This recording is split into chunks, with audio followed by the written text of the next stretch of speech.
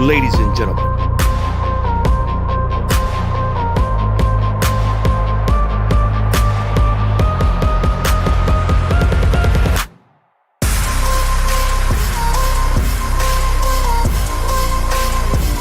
And welcome to the Debate Network.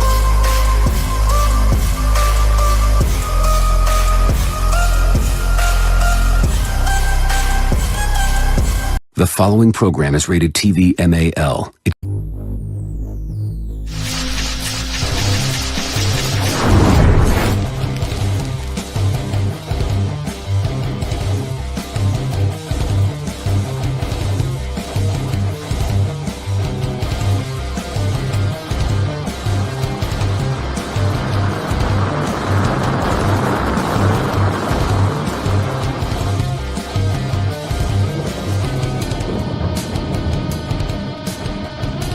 The following program is rated TV MAL. It contains strong language and is in... Go fuck yourself.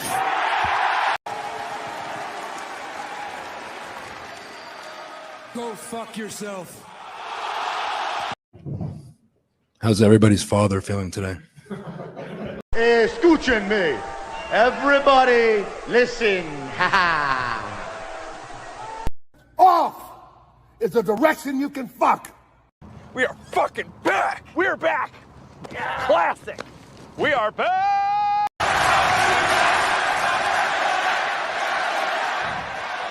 Let me talk to you. That's right, folks. Let us talk to you, baby. Let us talk to you, baby. And welcome, everyone, to the Circle Debate at In Time Wrestling Podcast, episode 232. It's called The New Movement. That's right. I couldn't find another way to call it, but you know what? It is a new movement. I could say unexpected, anticipated. There's so many words I could have used, but I was like, you know what? It is a new movement because we'll talk about it when we get into it. But you already know, ladies and gentlemen, I'm not alone here, folks. The host of TV is one, obviously. With my other host, yes, with Familia. Familia right here. Introduce my other host. This man is a two-time network champion, but not only he is because I'm not just the coolest, and I'm not just the best. I am the Redeemer. And you'll either feel the joy at my cruelty. This is the word of the Redeemer. Oh, it's the world of the Redeemer.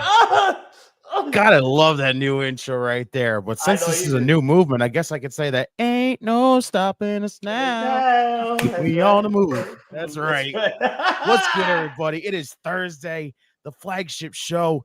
We here, we got the fam, and we got some really special guests right here. You know what that means? It is game over.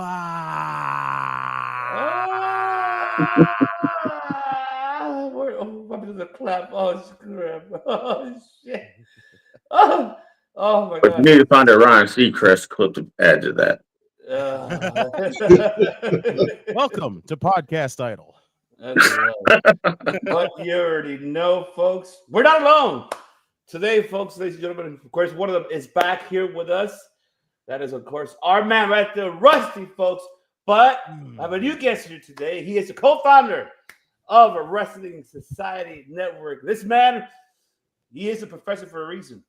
Because, you know, he brings everybody together, a whole society into one, onto this fantastic network that he has. Ladies and gentlemen, introduce, of course, the professor himself, Professor Bear. How are you, sir? What's going on? I am doing well, gentlemen. I am just living the dream. That's right. You are the. That's right. Live the dream. Live the dream. That's right. Live the dream. But I appreciate you very much for joining us today, Professor. And of course, we have Lauren already in the chat. We already have Benjamin. What is going on? What's going on? Kayla, what's going on? Henry, what is going on? Yes. Henry. Now, before we get into it, going to change his name back. I don't know. I mean, he lost the bet, but I mean, you're more than welcome to change it back, Henry, if you want. I know he didn't have to hold it like it's still as Hendry anymore. I know. But before we get into anything here, gentlemen, I want the professor himself to let the people know what is Wrestling Society Network. Let them know what it's all about and where they can find it, which besides the folks, you'll find it there on the description below as well. So, of course, you go to the website, you go all to all the social media platforms and audio platforms. Yes. But I'm going to let the professor, give an introduction. What is Wrestling Society Network all about? So the floor is yours, Professor. So appreciate it. The Wrestling Society Network is just about getting different aspects of wrestling together so we can have a place to enjoy it. It is a place where you can learn about a lot of different history on wrestling. You can learn about independent wrestling, and we actually have an app that you can go to and watch so many different aspects of wrestling. And it is the Wrestling Society Network, and the app is on Roku, it's on Apple TV, it's on oh goodness, I always blank out on this one, I never know why. Amazon and Fire Stick. So nice. You can so many different wrestling. Like I said, we have documentaries, we have independent wrestling, we have different stories, we have game shows, we have, you name it, we have it. We have the old cartoons, a lot of different cartoons. Man, you name it, we have it. If we don't have it, we're working on it. We actually have backyard wrestling on there too. Again, a lot of people don't understand the difference that wrestling is not just one set thing. There's so many different styles and different things. And we just want to bring a community together and enjoy it. Like if you're a great wrestling fan, but your spouse doesn't like it, well, look on there. You can find a lot of different things that your spouse can get into. I mean, we just got WWE Divas on the network. We just got what else did we just get? Oh, this is something really special. Again, there's so many different things. We actually have football on the network. Oh, really? Okay. XFL. We have that on the network. And again, a lot of people may be like, what in the hell does football and wrestling have in common? They have a lot in common. The owner, The Rock, Dwayne Johnson owns that. So why not put it on the network? And we have some MMA for you. If you're one of those, if you like that, again, we have so much hours and hours and hours of content that you will get lost in. And if you take the time to check it out. Hey, Bear, I got a question. Have y'all uploaded the 2 seasons of Heels yet? Yes, thank you. I know I was forgetting something. We do have Heels, the great show with Stephen Amell. It is just we just got that on the network also. Oh, that's awesome. Fantastic. That is awesome. We're just trying to give everybody what you want and just to have a place to enjoy it. Oh, I love it. Fantastic. That is amazing. That is amazing. And you said a magic word there, which, yes, I'm gotta play it for you because Give me what I want. Exactly. I love it though, man. Fantastic. That's awesome. So happy for you guys. Incredible. So incredible, man. Definitely got to check that out. And everyone as well. And here's the crazy part. I forgot about the best part of the whole thing. It's free. You do not have to spend one dime on it. The most splendiferous F word there could be. It's free. And let me talk about also, we do have a website, and it's the wrestlingsociety.com. and we have a lot of different things on there. We have a podcast room where we have different podcasters that we like and enjoy. So if you go click on their site, it will take you to their site so you can see all their different podcast episodes and stuff. We do weekly independent wrestler of the week. Ooh, I love So, that. Fantastic. So you can vote for that indie wrestler. And the reason for that, because the indie wrestler busts their tails and a lot of times get no notoriety for the stuff they do. So for us, we want to give back to them.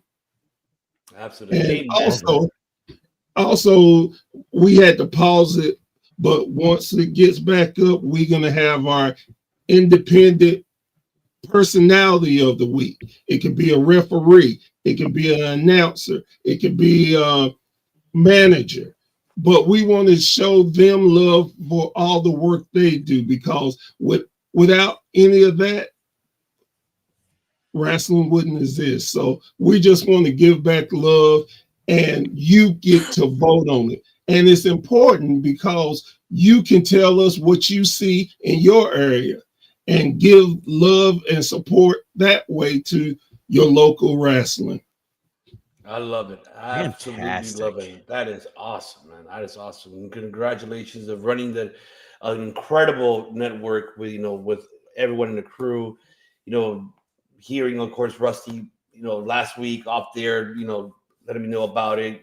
You and I discussed privately about it. So I'm really happy for you guys, and we're here to help, and we're here to help you guys grow along the way as well. So and to reiterate, it's free. That's right. It's free, folks. It is free. Hey, I'm not going to say we're going to stay free forever, but why not jump on the train while it's hot? You got seats and you can enjoy. There you That go. is right. There we go.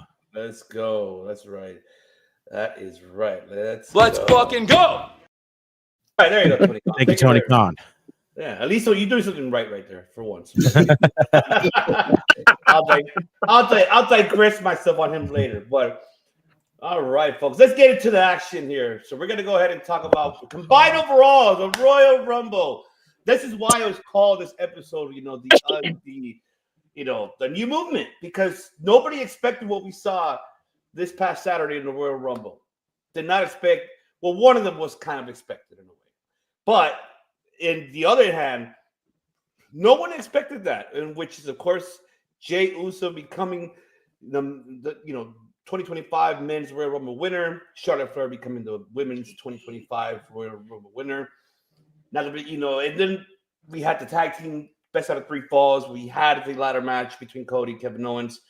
So, and then we had what happened on Monday Night Raw, the aftermath of what occurred there, the emotional speech of Jey Uso, and still not knowing what direction he's going to go with. We had Charlotte Flair, which, of course, the crowd was not really happy about it.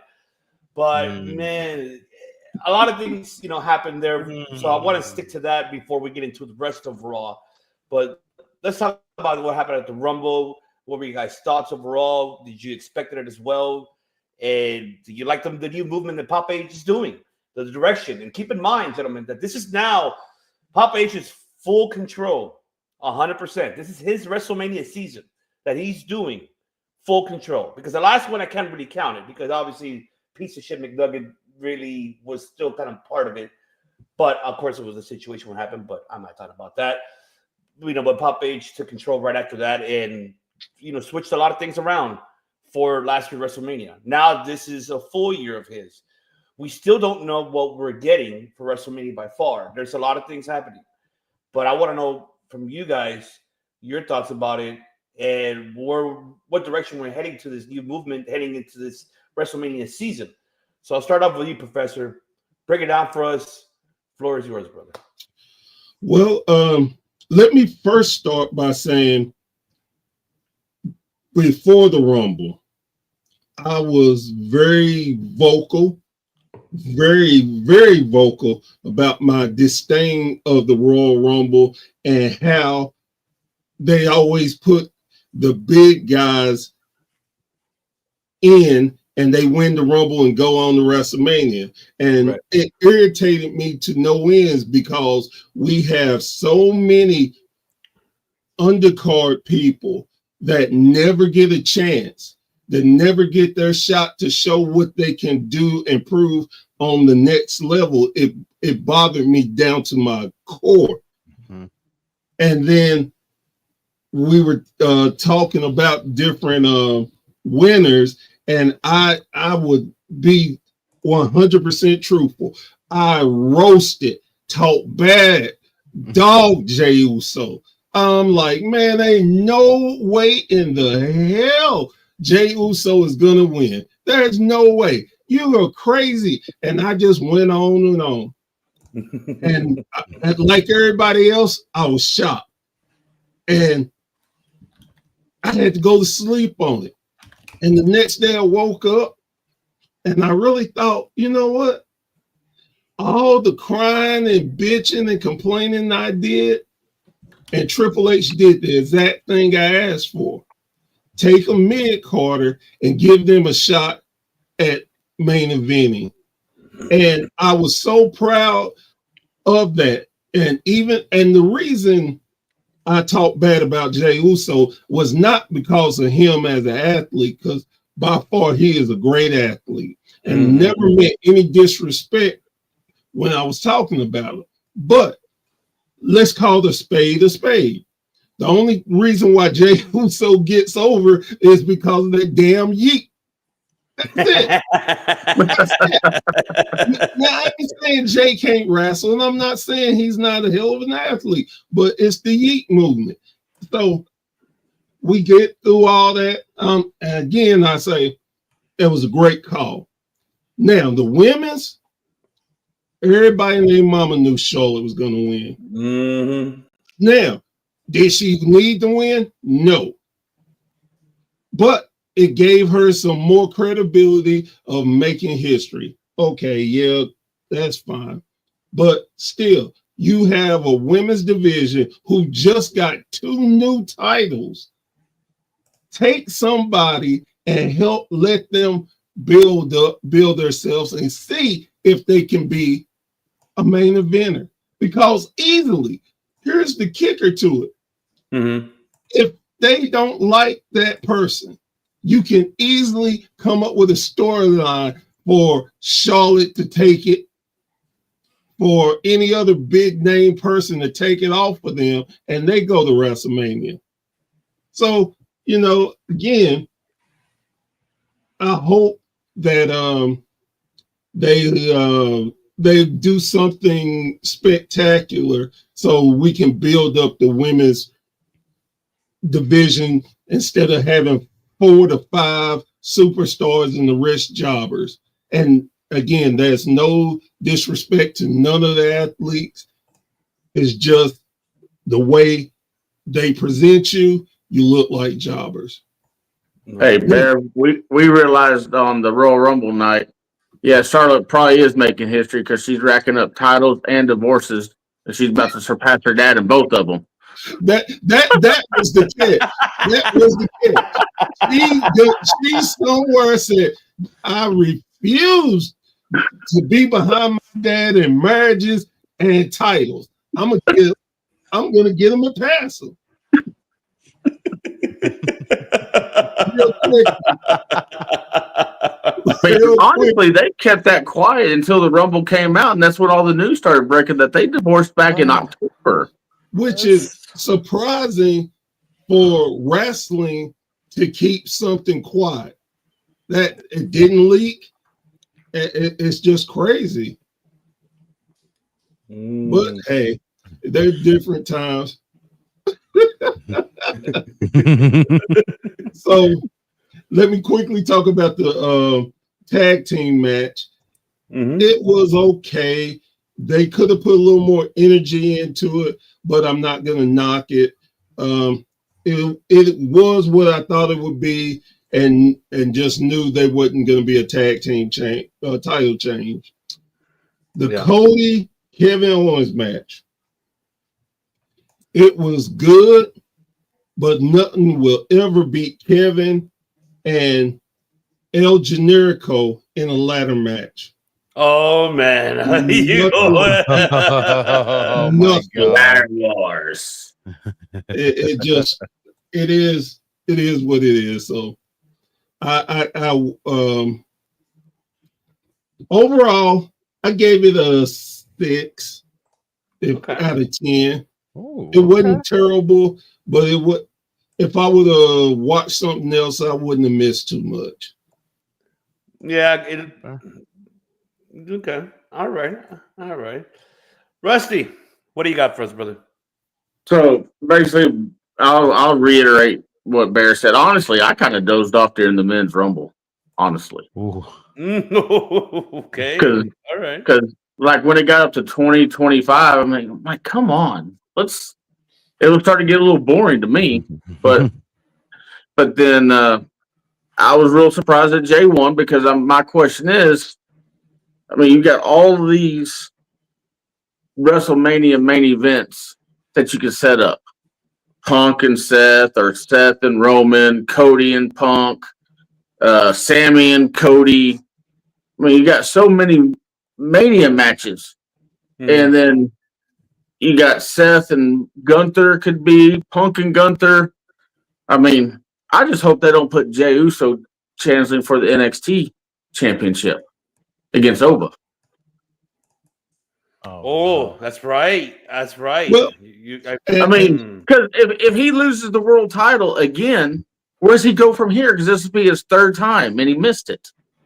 Right. Well, let me say this, and I forgot to mention it when I was talking, but that is the great part of this Royal Rumble to me, that none of us know who is going to be matched against each other. There's so many different creative storylines that can happen. That's what I love about it. And Jay is not going to challenge for the NXT title. Let's be clear, because it's okay for the women to do it, but the men, it's beneath them.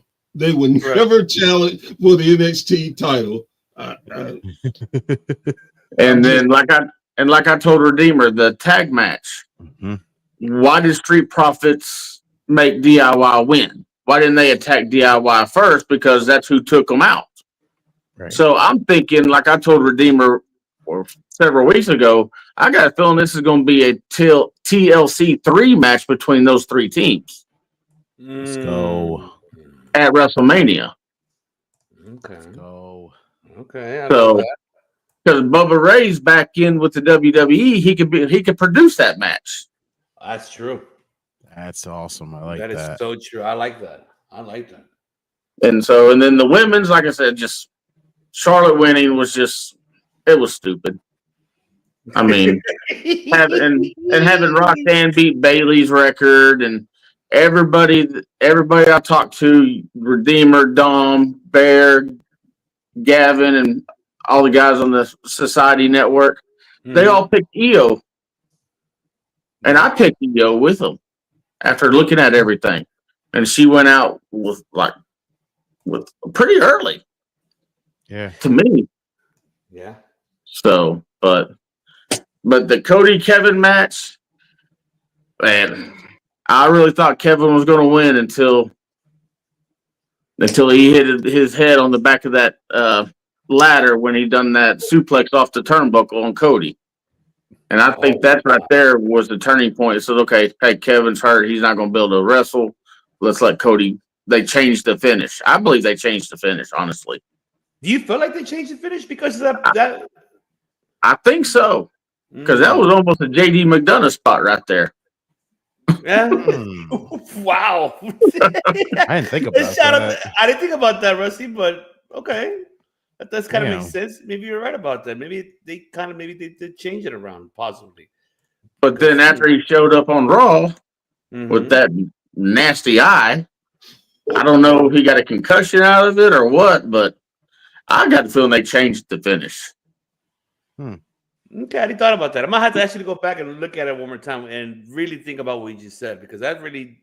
And I hate they have to take that whole thing off. Just rip the belts down like you used to and forget trying to unclip that big, heavy monstrosity thing that they have now. Just rip the belts down. Who cares? And then the only other thing I didn't like was the referee holding the ladder for Cody while he was standing up there. They pulled an AEW there. I love that. I love that. Because they were holding the ladder while he was up there trying to get it. And the camera zoomed out just enough so you can see the referee holding the ladder while he crawled up to the top. That's so funny. But I would rate out of 10. I would rate it about a 6 also. Okay. All right. Yeah, but 4 matches, man, that was a long 4 matches. Oh yeah, I mean, it was expected, especially for the Rumble. It was going to be expected of that.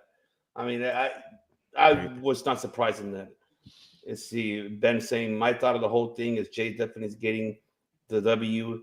He has been consistent workhorse for years, and this is a swan story. I can't wait to see it happens. The universe is gonna explode. If Jay does win the world title, I got a feeling that'll set him and Roman up for either SummerSlam or Survivor Series, where Roman's getting in his head and said, "Dude, you're not ready to lead this family yet. I got to show you. I got to groom you." And then those two fight. He takes the title off of Jay. Oh no! Because that all stems back to where, Jay, do you want to be the tribal chief? I'll let you be the tribal chief, but you're not ready yet. I've not groomed you yet. No. Now, I have to disagree with you because Jay, if he wins, he's not going to hold it past SummerSlam. I mean, and the only reason I say that is, again, people are really going to quickly get sick of the yeeting, and it depends on who they put challenging him. So, yeah, it is. I'll save myself for that, but Redeemer, the floor is yours, puppy. Okay, well, overall, I wasn't fully disappointed with the Rumble. I thought it was a very, very, very good show overall. Like the tag team title match. This is the one match, though, I was expecting to be like, okay, the tag division is suffering big time right now. This is the kind of thing that needs to kind of bring it to light, like some kind of life to it. It just felt like they just could not do it. And I felt really bad for both DIY and the Guns, because the Guns are still in that position where they still haven't gotten over with the audience yet, which sucks. And DIY just doesn't seem to be working right now as a heel to try to get them over in the process. Like, there's just something, the tag division is really, really suffering right now. But again, I was not, when the Street Profits got involved that night, I just go, so basically the fact is it felt like they were just ready for this match to be over with, because of the fact that neither one of those teams was doing it for the entirety of that crowd. And then the Street Profits came out and just ended it. And it was just like, it almost felt like the crowd was just like, thank God this is over, because it just, I felt so bad for two amazing teams suffering in the end of this. And it was easily the downer of the night. The Cody and Kevin Owens, there was something off about the whole match. It felt like, which was really, really weird. Like, crowd just didn't seem very into it for like most of it, but like the big spots, they'd react to it. And I was like, well, you guys can, show some life in this matchup. It's a freaking ladder match. Like, I've been saying all this whole time during the build, why was this match not unsanctioned? It should just been an unsanctioned match. This whole story has been built off a banned move. Why is it not unsanctioned? Like, when Cody says, I'm gonna put us in a match that the referee can't stop me from doing what I want to do, and I'm just like, unsanctioned, right? And he goes, ladder match. I'm like, what? Why? How the hell did you come up from like A to B, and then you were just like, let's jump to like G? I'm like, wait a second, that is random as hell. Like, but again, it had some crazy ass spots in it, and I loved it. Like, for those spots alone, I just wish the crowd gave like more of a shit for it. It was just so disappointing, like for the most part. But again, the spots saved it. The ending, you could tell something's up. I think Rusty might be right, honestly, because there was something really off about that ending. It just happened, and then they just went right up and just had the match end. And it was just like everybody, you could tell, like everybody in the crowd was just like, that's the ending? Really? Like, there was something off about it, big time. Overall, like, I heard Cody was wrestling injured also. Well, and then Sammy didn't interfere like I thought he would. Yeah, Sammy didn't even have any involvement in this. He literally came out just to check on both men and then didn't play a single ounce of anything in this matchup. It's like, why'd you have KO come out on the show and go, hey, I know you'll come out and help me. I know you'll come out and help me. And it's just like, he comes out there, just go, hey, Kevin, are you all right? Cody, are you okay? I'm just going to stand on the sidelines now. Okay, guys, don't worry. What was he like this pretty much? Like this? Daddy, chill. But the thing is, though, it went into the storyline of Kevin and Sammy. Yes, I heard the rumor, just a small rumor, why it felt off is because they're teasing Cody to turn heel. Oh no. And they said the reason being, how many good guys after they have a match stands where the person is hurt and keeps gloating over them. Oh no. No. We're turning Cody already. Oh God. Well, like I told you before, Redeemer, I thought he was going to lose because his title run's getting stale. That's so maybe turning him heel may give somebody a little more interest. Like I'm on like I've been saying every single time I go, I'm in the middle of this whole Cody reign right now because I get where people are coming from when they say it feels stale. I understand that 1000%. It's not like I'm not enjoying the reign, but I can definitely see the whole bits and pieces of people going, there's something here that just, it wouldn't hurt for Cody to drop the championship right now. And I don't mind that right now because even I kept saying, maybe Cody should drop it.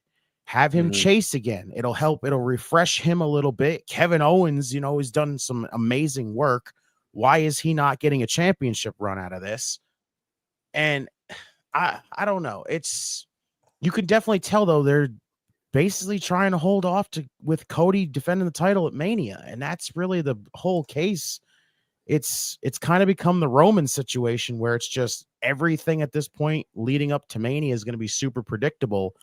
And then is it going to be WrestleMania where he drops the championship? Will he defend it and, drag it past WrestleMania? What's going to be the case here? SmackDown is just really the big issue here. And that's the only reason why, like I said, I will never say that Cody is the reason why his reign feels flat. It's SmackDown. SmackDown has nothing for Cody. And that is the problem. Triple H has not fixed this show whatsoever. They did this whole transfer window and it did nothing. It moved like nobody. It moved Damian Priest over there, which again, you're not going to put Damian Priest in a match against Cody and then be like, well, Damian Priest has got a chance. Absolutely not. Nobody's going to beat Cody yet until they find out who the actual person is going to beat Cody right now. So I feel bad because Cody's just kind of in a bad situation here where I don't know, maybe it is going to affect him big time. Maybe the heel turn wouldn't hurt. I don't know. It's a weird one. It's a weird situation for there. Can I ask you a question then? What we got? So we're talking about Cody's run and it's been lackluster. Is it like you said, you don't believe it's Cody's fault and you want to put it on SmackDown, but it's not SmackDown's fault because you don't want to build heels up to be credible to fight for the championship. That's why they had to turn Kevin, because they had no legitimate title contenders who could seem to be able to beat Cody. I mean, once he ran through the bloodline, that was it. You name me anybody on SmackDown that is not hell, you can even put the bloodline, but none of them are credible right now except for Jacob. You name me anybody on SmackDown credible enough to beat Cody. Yeah, again, it's definitely it's on WWE right now because they have not. You could clearly tell after WrestleMania when he beat Roman, they had nothing set up for him. They're flying by the seat of their freaking pants right now with this whole thing. And this transfer window should have been the big thing where what are we going to do? We need SmackDown to be like, we need to move people over back and forth to get new faces over here and new faces over here. Or as I keep saying, just put the roster back together. No more of this keeping them apart situation. And you want to get fresh matches and all this, and everything else. You want to build these new people and everything else like that. Just put the roster back together, or make your championships exclusive, something like that, to where the roster's back as one. Some kind of situation where both shows can still kind of benefit, but not just be we have one show that's clearly missing something and then one show that we just absolutely love and we're just going to stack to the brim. I don't know. You do know why they're doing that, right? No. I'm curious to know, Professor. Tell me. Explain it. It is Netflix. Netflix gave them all this money. They want the stars. Why not? And SmackDown on USA again. So they're not going to give the money that Netflix is giving. They want the stars. They're going to give them the stars. And with that being said, they rarely build credible challengers to be ready for the next wave. I'm tired of the. Go ahead, man. I'm tired of the Punk and Cody thing because you're never gonna get Punk and Cody because they're on two different shows. So I'm really hoping that Damian and Nakamura go after each other. Damian wins the U.S. title, then Nakamura will be the first one to face Cody, so he can get John in. Yeah, that's Nakamura is not even going to come remotely close to beating Cody. But they have destroyed Nakamura. Agreed. For years now. He's never going to be a credible challenger for a world title. No. Even that's the only two people I can think of that's worth Cody's time is Nakamura and Priest. Yeah.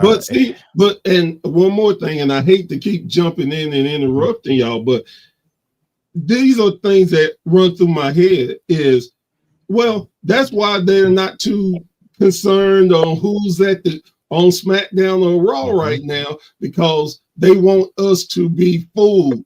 They could do Cody and Punk. They can weave it in. They have the ability to weave any storyline in at this point in time. That's why they're leaving it open and making us try to figure it out so they're not so predictable as we're usually used to. And I appreciate Triple H for that. I don't want to know right now who's gonna do what. Fool me. You got a whole nother pay-per-view. Make me wait. Make me invest in the storylines. So I definitely give Triple H all the props for that, because now look at us. None of us know. We're wondering. We're waiting. We're anticipating. And we're not going to stop looking until we find out. Yeah. So with Jey Uso picking Gunther, which I'm thinking that's what he's going to be. So the winner of the chamber match is going to face Cody. Yes. Yes. Okay. Yes. Yep. 1000%. Yeah, because they even announced it. Yes, it just makes more sense, because if your Royal Rumble winner has got his pick locked in, Cody needs something. At this point, it's going to come down to somebody from Raw is probably going to end up being the one to face him. But it's just I wish they would just put the roster back together. That way both USA and Netflix freaking gets what they want the entire time.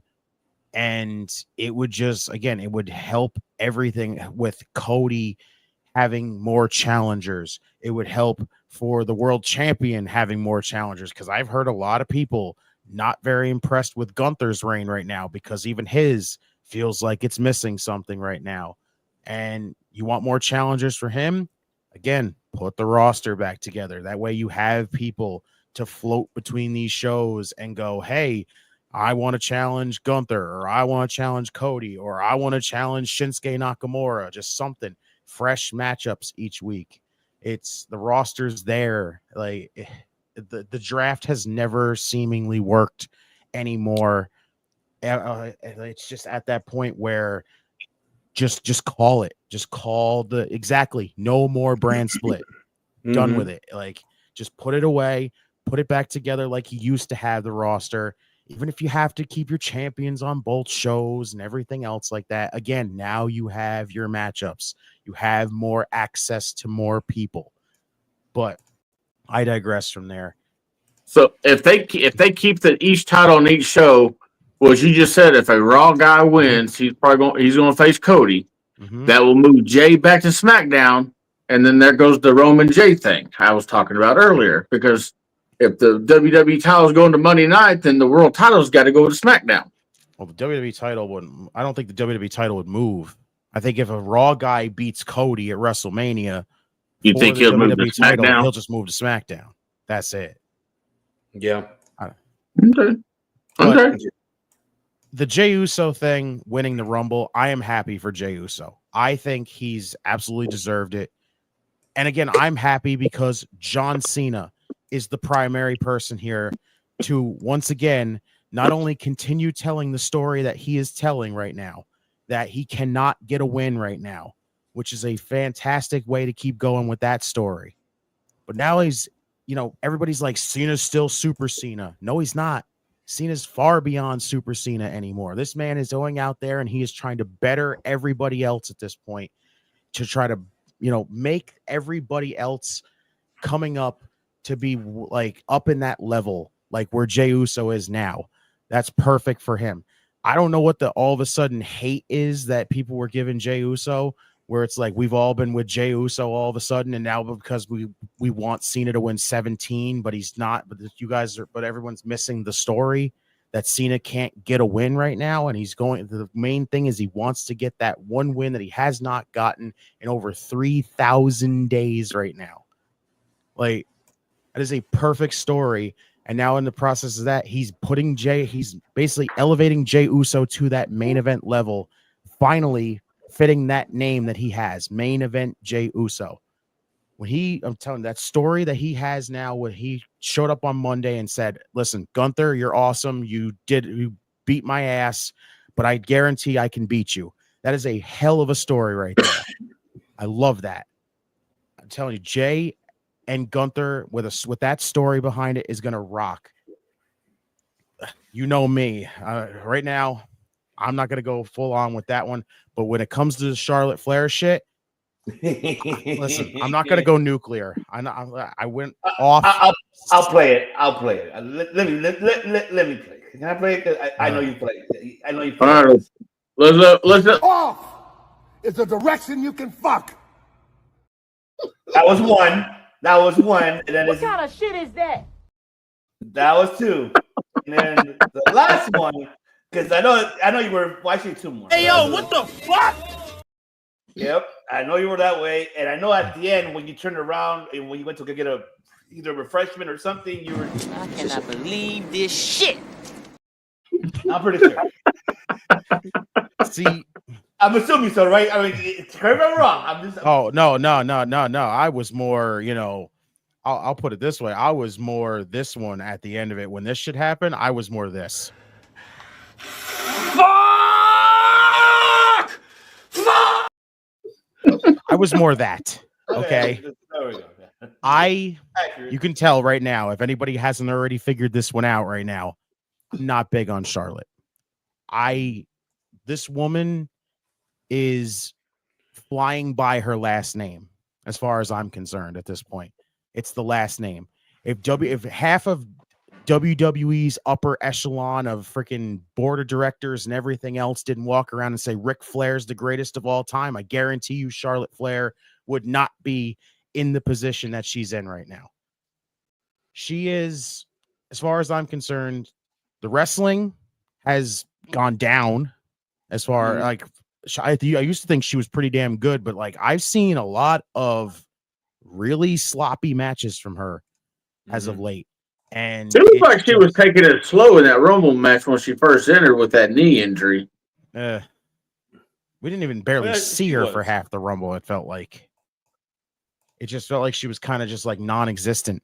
And then it's just like, oh yeah, remember Charlotte's there, everybody. It was like when she eliminated Roxanne, first off, all the surprise entrances in this match, like Stephanie Vaquer and Julia and Alexa Bliss coming back, and Jordan Grace is like official under the WWE banner like appearance in the Royal Rumble.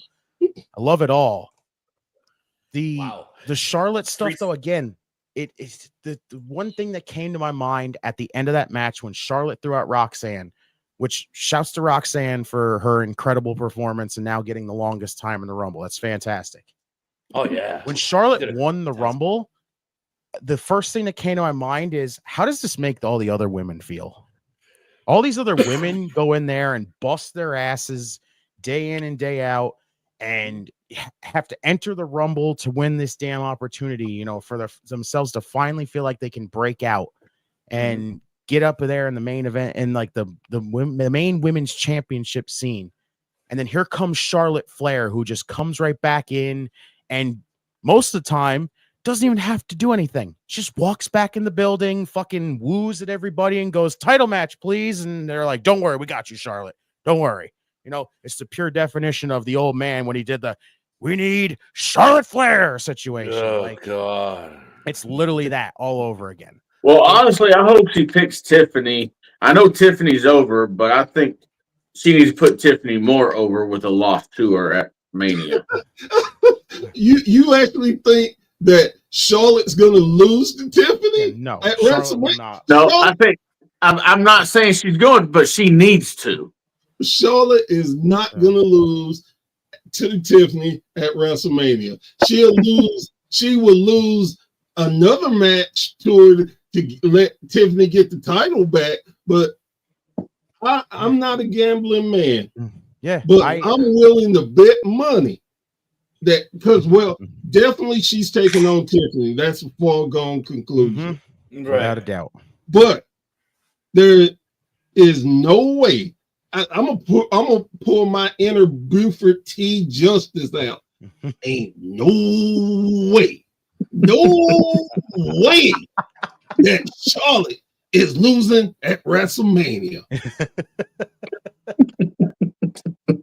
Like I said, it comes off just like, how do these other women feel knowing that they have to bust their ass and Charlotte doesn't have to do a goddamn thing? And that has to suck. It's like insulting to all those women.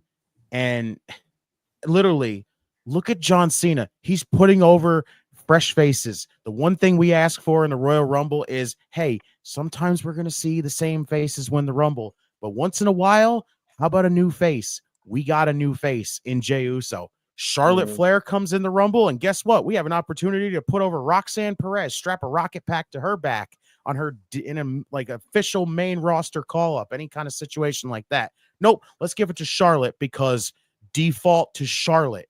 Like, it's like I said, I'm not going to go nuclear on it like I did that night. I'm over Charlotte, and you can kind of see that sometimes the crowd is, because she is so see-through. It's the same nonsense over and over. There's no new character. There's no new anything. It's the same Charlotte Flair. Yeah. They overall try to make her a face. Yeah. I don't know why in the hell they are so determined to try to make her a face. Let her be who she is, and that's a heel. She's a heel. I don't care right? If she caught a baby off a 14-story building and saved them, she's still gonna be a heel. Right. It's just people are just who they are. Yeah. Charlotte is a heel. What's the Paul? He's a heel. Oh, always. So that's what gets me. They're gonna try to force people to change, and it does no good. I mean, it really doesn't. And I feel bad for Charlotte because Charlotte does work her ass off, but she didn't put herself in this position. The company put her in that position, just like they did when Roman Reigns before Roman got hot. They just the people they think deserves to be in a spot and just will shove it down our throats until either we just say, okay, we're done with whatever you say, we're going to cheer them, or we hey, we got AEW here. I will watch AEW. Screw you. Yeah. And to War Heroes comment right here. So she is like her daddy then. She's basically her dad. That's all she is. It is pretty much. I mean, it is. That's all she is. She's literally the female version of her dad, and that is it. And it's just, again, like I said, the last name comes in handy every time. And the fact that, again, higher up management freaking thinks Ric Flair is the greatest of all time. So Charlotte Flair gets the same exact treatment. And it's just, I'm over it. I'm over it. I'm tired of seeing Charlotte. I don't need her. I get WWE's whole mentality of, oh, the only way to beat a Flair is have a Flair do it. Like, I don't care anymore. I'm tired of seeing Charlotte. I'm tired of the freaking over pushing her and trying to cram her down our throats. And again, like Professor just said, trying to present her as a baby face when clearly she's never gonna be a baby face. Like, she's never gonna be. No. It's no one's gonna root for her as a baby face, because you know why? It doesn't matter if she wins or if she loses, she's still gonna be in the title scene. She's still gonna, even if she loses, she's literally gonna walk away, come back again, pull out her invisible freaking Charlotte in the bank, or her, non-existent Royal Rumble win, or whatever the hell else she has in her pocket, and just go title match. That is it. Like, that's it. That's all I can really say about it. But overall, like I said, I wasn't disappointed with the Rumble. I gave it a 7 because overall, like I said, even though the tag title match was a little disappointing and there was a few here and there, like I was half and half with the WWE title match, I think the spots really delivered on that whole thing. The women's Rumble as a whole, minus Charlotte winning, was great. The men's Rumble, very good. Jey Uso winning, I was happy as hell. Like I said, overall, I gave it a 7. So could have been a better elimination than just pushing him off the ring apron. Yeah, that looked like it was just like one of those situations where Cena was just like, yeah, I got him. And then he just like pops off and goes, goodbye. He gave him a yeet right off the ring apron, and that was it. I'm sticking with that one. I love it. I love that. And I see it, man. Shout out to everybody in the chat. Shout out to Dylan from World Elite. Dylan, that's right. Ace. And I know War Hero, of course. You highlighted his comments. Just give us Bianca Belair versus Flair already. I think I wouldn't mind seeing that. Men's Rumble was better than women's. Streets already. Rumble gets a 7. Lucas Oil gets a 2. Yeah. Streets said it too. Streets said it best. He said that stadium does not like reverberate sound very well. So I kind of understand why to us when we were watching it, we were kind of like, where's the crowd? Why are we not getting any good sound here? Yeah, it's Streets.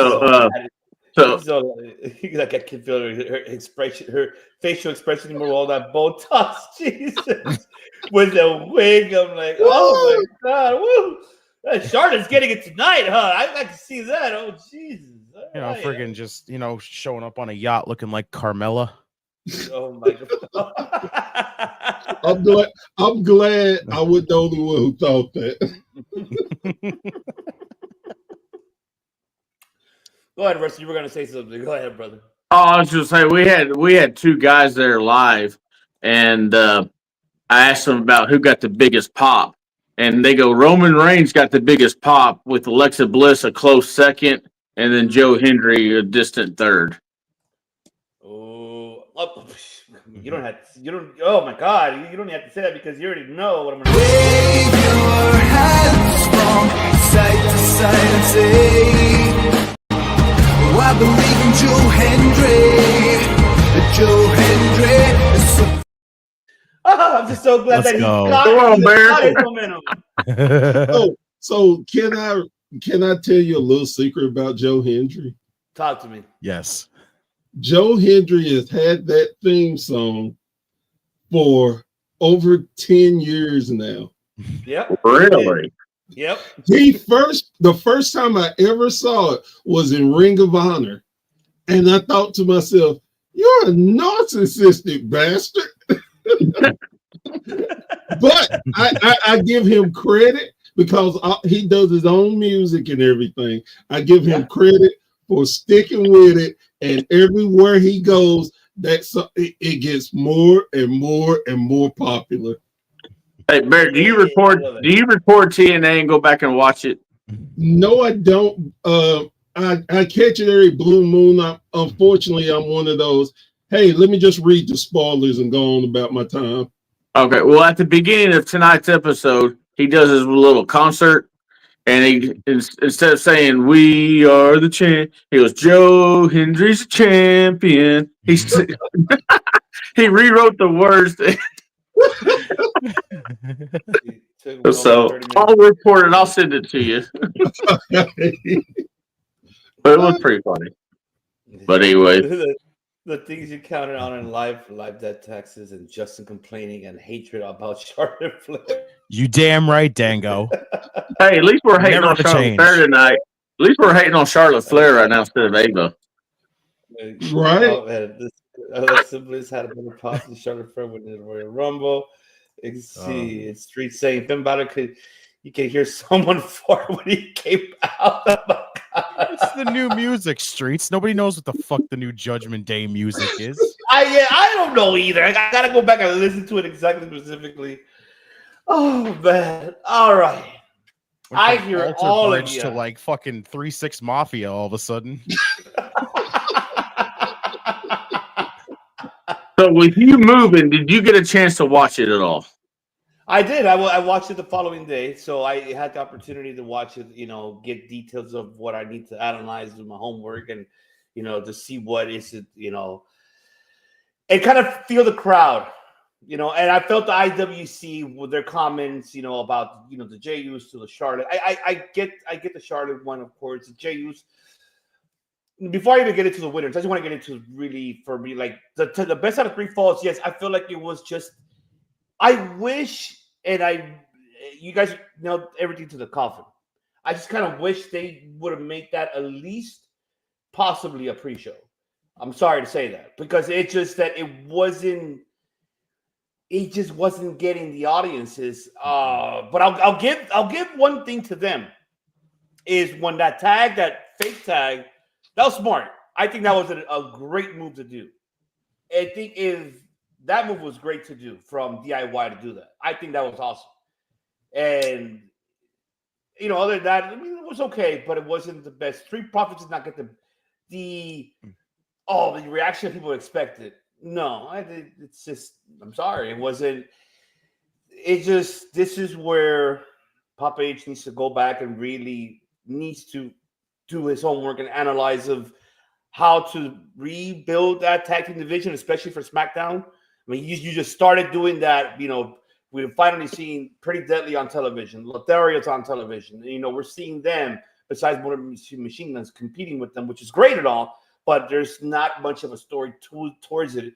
And this is a repetitive story that DIY and Motor City. But I get why, but it feels like it was a filler, unfortunately, here in this pay-per-view. I'm not gonna call it PLE. I'll call it pay-per-view. I'm old school. That's how I am old school. So I keep it that way. The Kevin and Cody, great matchup. I think it was great. Sammy, he did not mean at all to be out there. Like, I'm with you guys. There was no reason for him to be out there. Nothing whatsoever. And I heard you, Professor. You said it was the build-up for them to following on Raw. Oh yeah, maybe so. Maybe so. It could have been. If they could have done it differently, let's say if Sammy checking on Kevin and then Kevin, go get my championship, and if he would have been like, no, I'm not gonna do that, no, then it would have been like, okay, now we kind of get it of why he attacked him the following day, But there wasn't no story to that heading into it. I mean, the only story that we know is that he's like the middle guy. He's like, okay, I want this guy, but no, I'm like, no, I don't like this. So he's like, Sammy's like the middle guy who's just like, fuck, I'm surrounded where I don't know where to go, what direction to go. And Kevin is like kind of the one smacking him behind the head. Wake up, come on, you gotta come over here on our side. And that's what it seems, that story. But I don't mind seeing Sammy and Kevin having their one-on-one at WrestleMania. I don't mind it. I think it'll be great to see. You brought up earlier, Professor, about Ring of Honor. Generico, Kevin Owens, their matches that they had, their history. I mean, they were former tag. They main evented 2 years ago. 39. I was there, night one, when they won those belts, the tag team belts. So this is for them to go ahead and not main event Mania, but to be in a one-on-ones match. If they could take us back old school Ring of Honor style, I'm all with it. I'm all for it with it. If they could do it, which I believe Population will allow it, because those are his guys. He hired those two guys himself when he started the NXT. When the Performance Center everything was barely there. Those are the guys that he hired from Ring of Honor. So I believe Papa H will give him that trust to say, you know what, fuck it, let's go. I got you.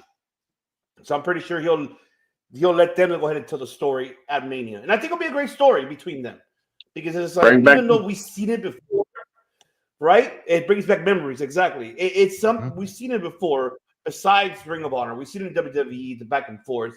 But this is something that I don't want to compare it to them like that, but I'm trying to find someone who I can really compare it to. And it's difficult. I wanted to say Austin and Rock because that's always like their feud is always, the number ones on during. I compared it to Adam Cole and Kyle O'Reilly. Ooh. The NXT era, I like that idea too. That's actually very true. That's because it was just both jealousy. Who was the top man? Who was the better man? So I mean, it's understandable. Because they were friends in Ring of Honor. They fought tooth and nail in Ring of Honor. Then they friends in NXT. Then they fought tooth and nail through NXT.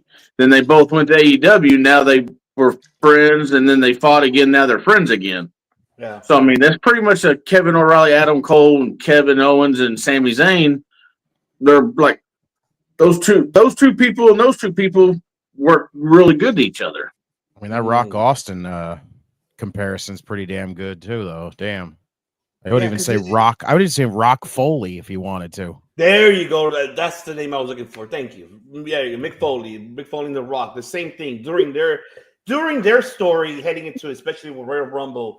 The Rock Bottom pay-per-view, all of that. Like the day when he won the championship on Raw. But that's like a very similar story. And I don't mind that to be heading into Mania. At least we got that story heading into Mania. Hopefully it goes well, and I'm assuming it will. I don't think it's gonna. I feel it's gonna deliver a Mania for sure because it's gonna get a story. Yeah. But I'm hoping that will be the last Raw, and now we need now them to focus on once again title run, especially for Sammy. We've seen what he has done, Elimination Chamber the year before. And he had the momentum, and I don't want it to die out for him. And that's something that they need to continue with that story. But it was a great ladder match. I think it was great. That Alabama Slam, I was like shit. I the jitters. I just like I look horrible. I can just feel the pain. Like that could have been me right there. Like oh my god. Even though we know that the ladder is freaking aluminum, I don't care. I'm saying it, yes. We're analysts here, folks. We don't bring tribalism here. We're analysts. We analyze everything details here.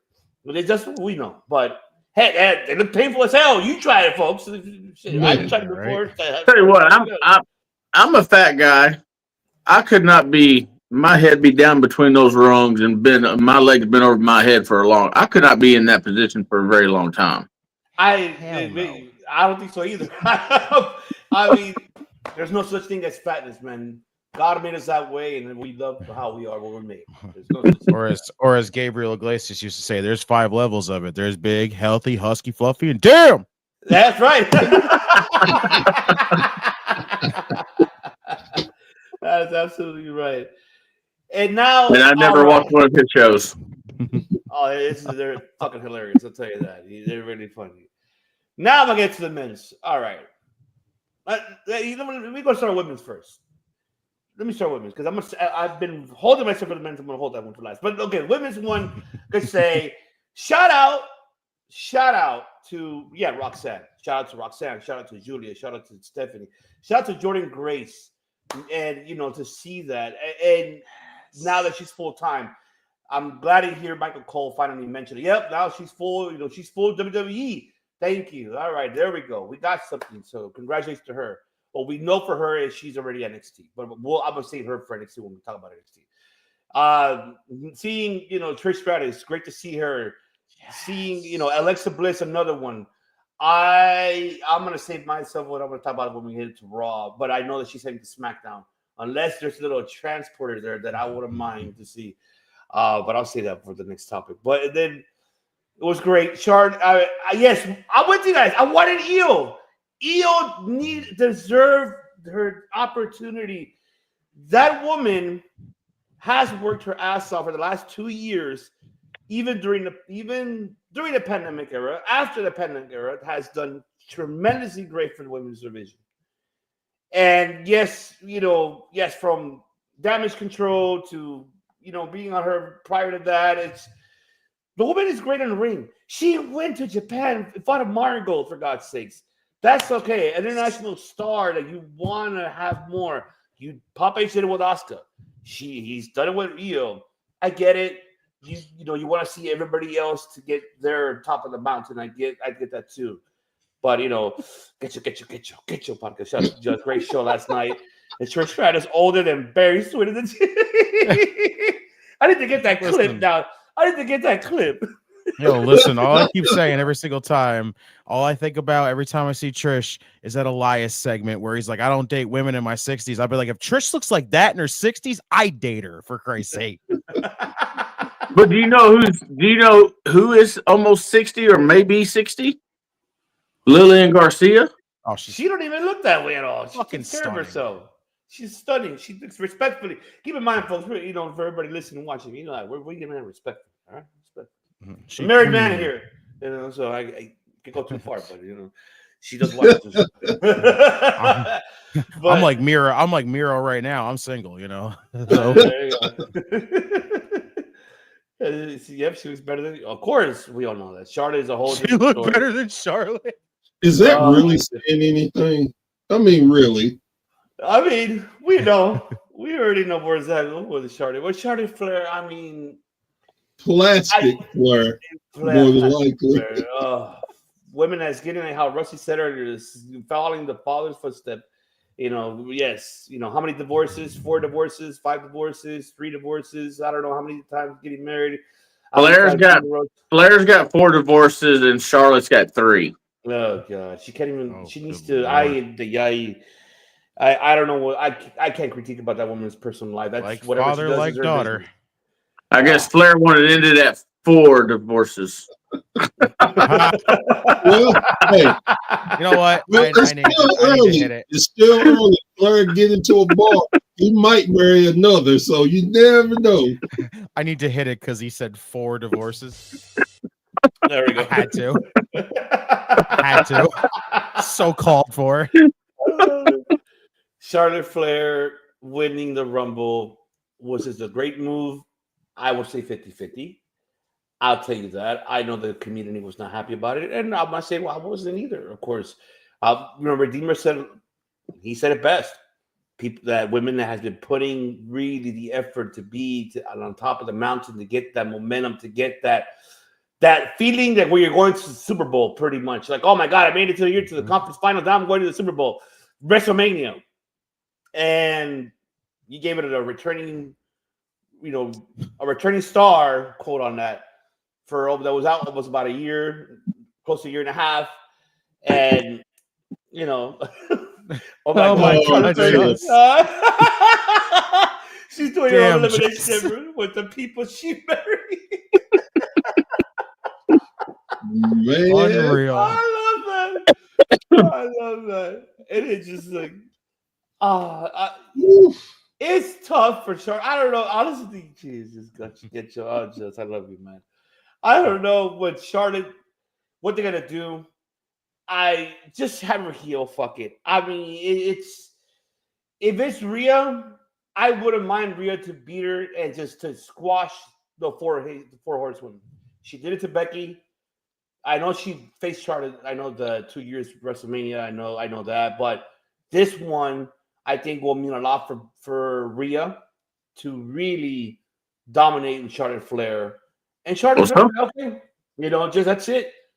Somebody said earlier, Charlotte Rhea 3. Yeah, it will be the rubber match. It'll be the third time. If Charlotte chooses Rhea Ripley, this will be the third time. I know it's not going to be an excitement. I'll tell you, you guys. I feel you guys, but the only excitement I will get is that Charlotte puts over Rhea Ripley and makes her now, because she is the future. Besides the current women's roster that WWE has currently, but she is now the one leading that future direction alongside with Bianca Belair. Those are the two that I really are the future for this product for the next 15 to 20 years. I see that because when they both, remember years ago during the pandemic, remember when there were the last two women on the Women's Royal Rumble sitting down, they were like, oh shit, there's only us two left. We got to figure this out. So I see those are the two that were the future, for this, for the product. And for, I think Charlotte from here, that's it. It's a wrap. Your time is done. You're not going to break your father's record. There's no fucking point of doing it. For what?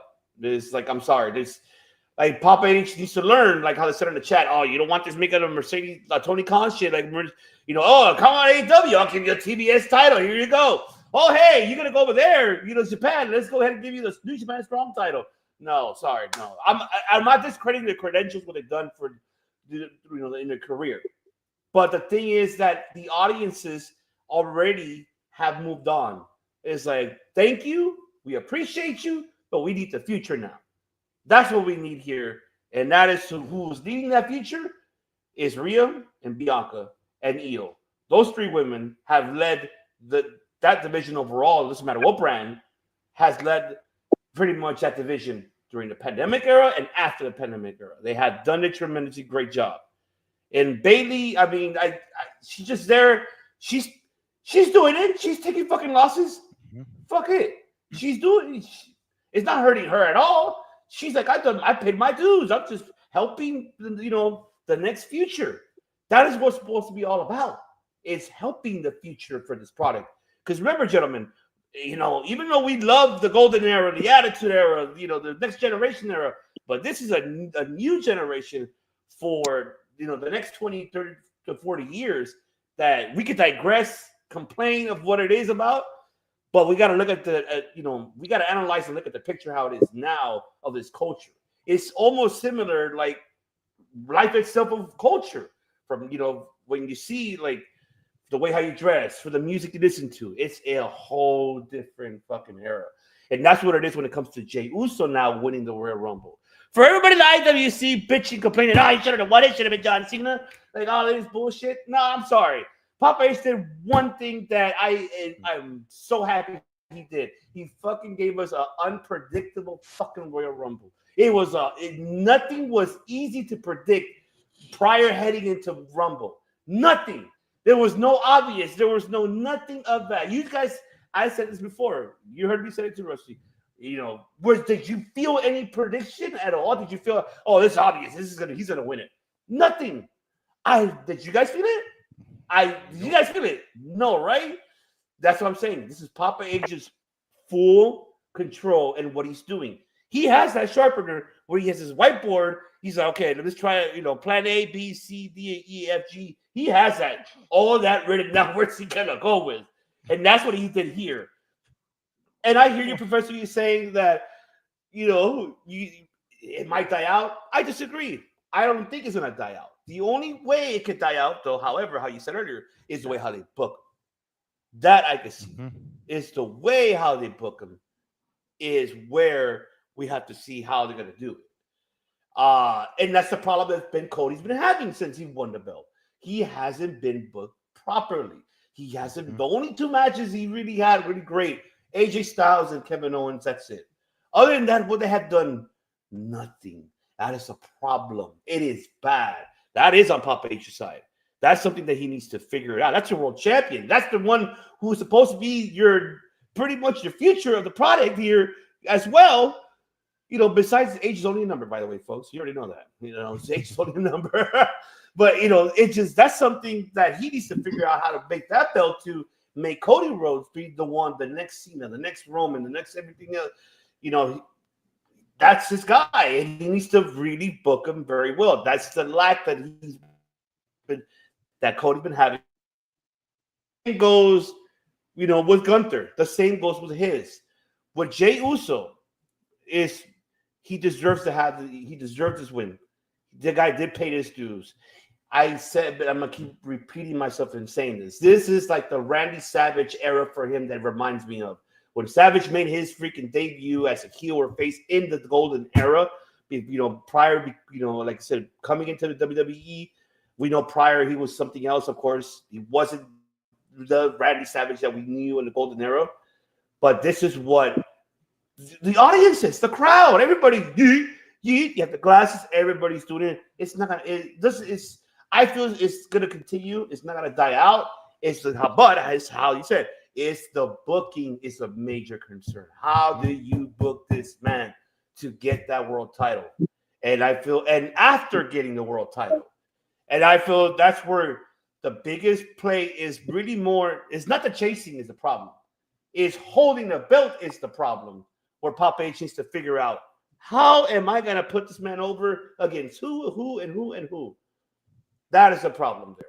So now we're heading into a Mania. We don't even know what the fuck's going to happen.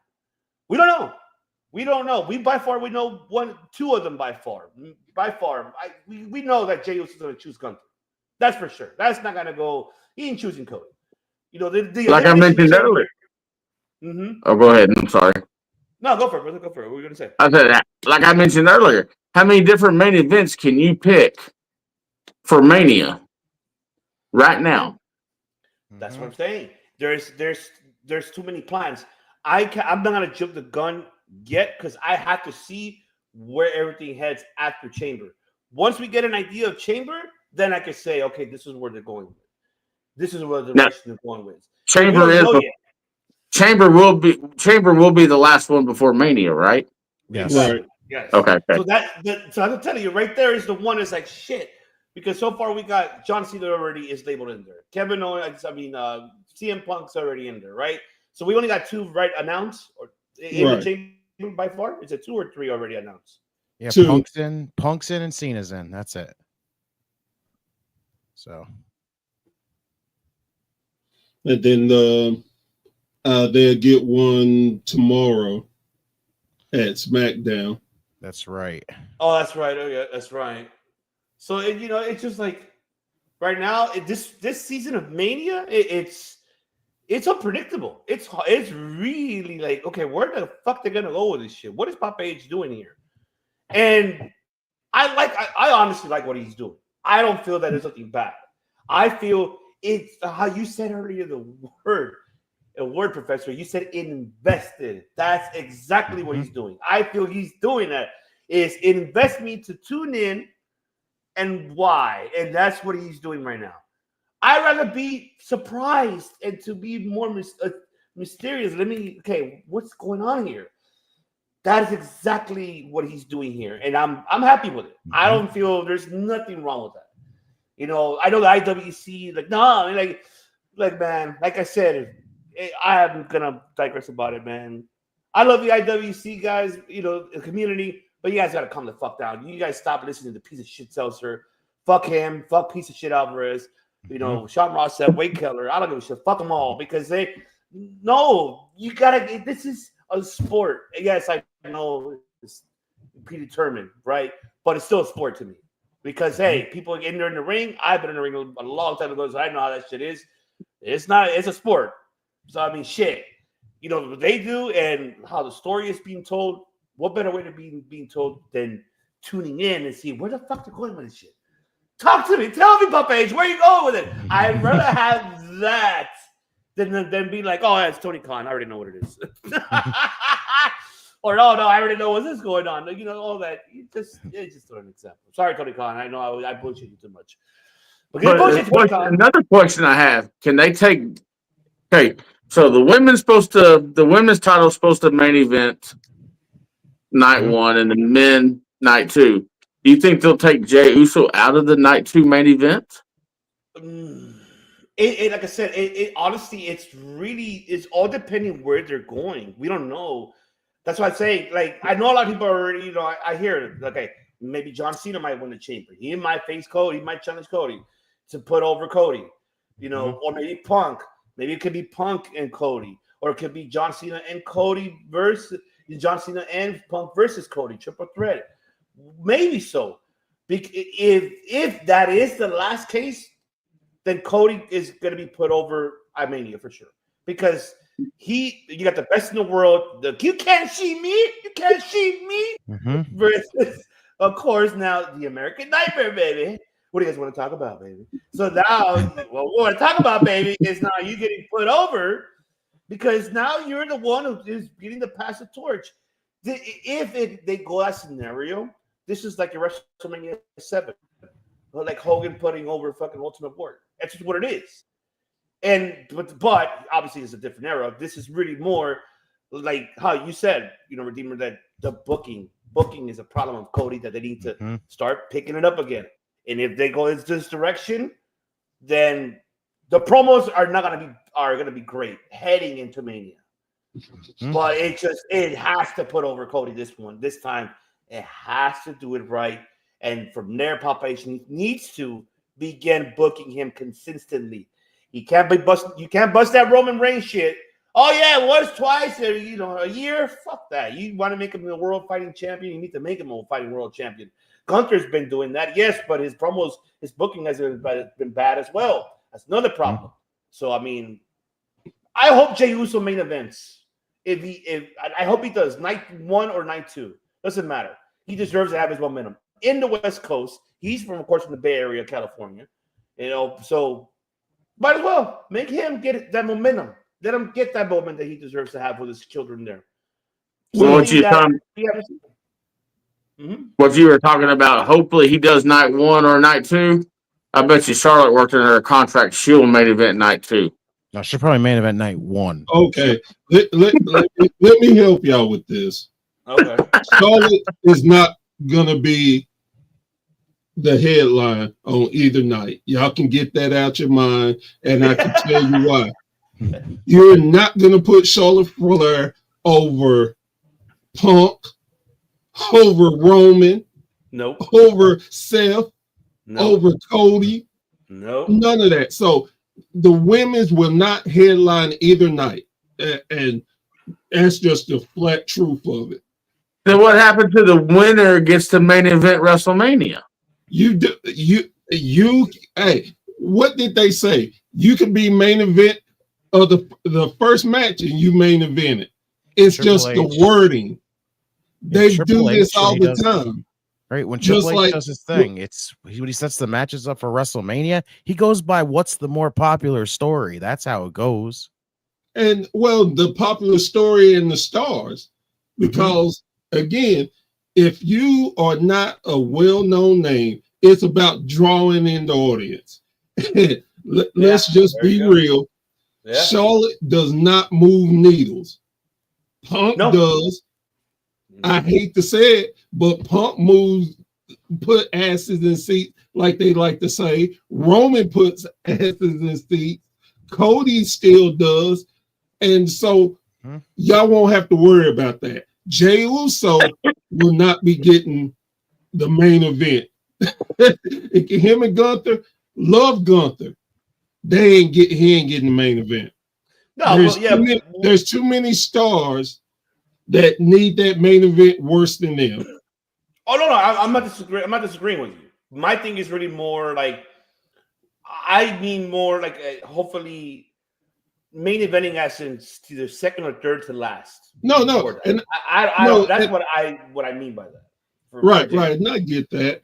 For me, it goes back to you can be the greatest champion of all time, but if you don't have somebody that can put you over, can make matches good, nobody cares. You can say whatever you want about Ric Flair, whether you like him or dislike him. But the one thing you never can say is Flair put on dual matches. When he had, look at all the different contenders and people that Flair wrestled. Flair always gave you 110%. Oh, absolutely. And they had credible challengers that you can see beating Flair that made it good. Sorry, Steven, I am not drinking a Hogan beer. Never, I will ever drink a Hogan beer. Ever in my life. I'm drinking a Modelo, okay? Modelo Special, baby. I will never touch that beer ever. Ever. Again. That should probably taste like liquidated 24-inch pythons and shame. I would never touch that beer ever in my life. Even probably got steroids in it. I wouldn't even there. But I apologize, Professor. Go ahead. You were that's fine. Hey, look, I love Hogan hate because I'm probably the king of it, but that's a whole different story. That's the thing for me. I love, like you said, I love the not knowing. We have anybody can pop up and mix in as a match. This is one of the more exciting WrestleManias in a while for me because I don't know and I actually care. Exactly. So that's the beauty. They got me caring. Exactly. That is the whole point. That's what oh man. I hear people I hear the IWC the casuals again, oh yeah, but you guys gotta understand, folks. It's not about casuals no more. This is a new era, new generation. That's why I mentioned earlier about music, about genre, about clothing, about everything. It's the same shit. It's just the same direction we're heading to changes. Yes, we're casuals. Of course, we love the sport. We love it. We talk about it. We're here talking about it. But it doesn't mean that we're not gonna accept it or bullshit or rant about it on fucking social media. For what? We know that we're heading to that direction. So it's I get it. I get it.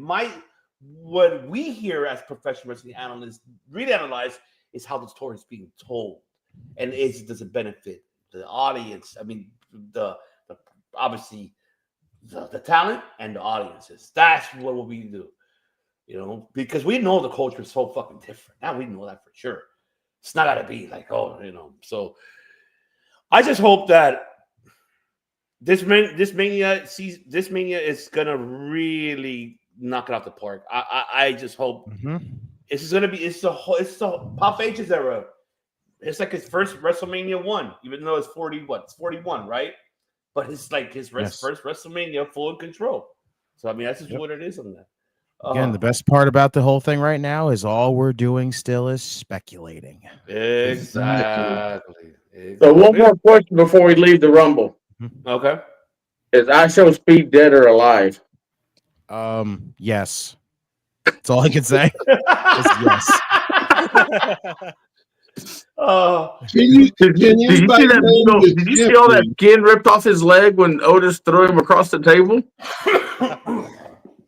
Oh god!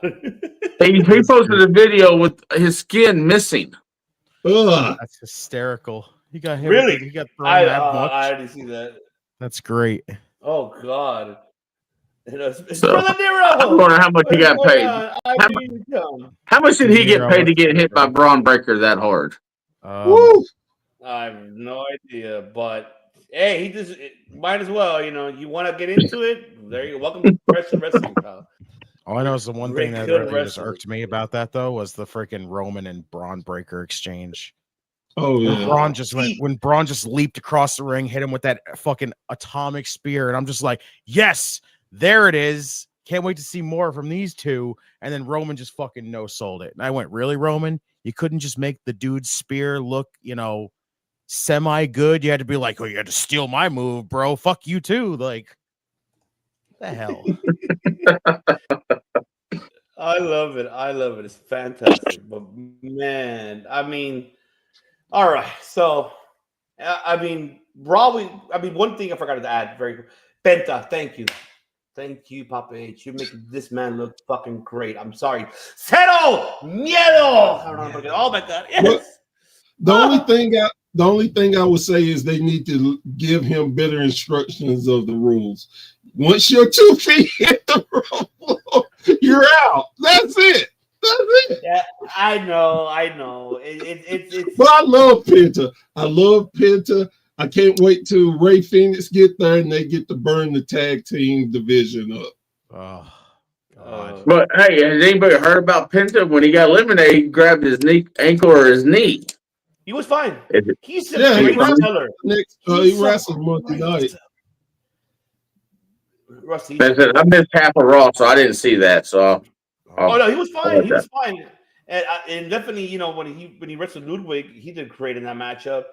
Except Pete Dunne, looks like we're gonna have a story for him. Finally, a first story to see him and Pete Dunne. I wouldn't mind seeing that story going. Even them as a triple threat match, I wouldn't mind seeing. That's like NXT UK and AAA combined their wrestling. Ooh, that's going Nettie right there. I gotta come over Nettie. Brother Nero saying here, make the casuals die hard by making people invested in the current crop of talent by using these part-timers.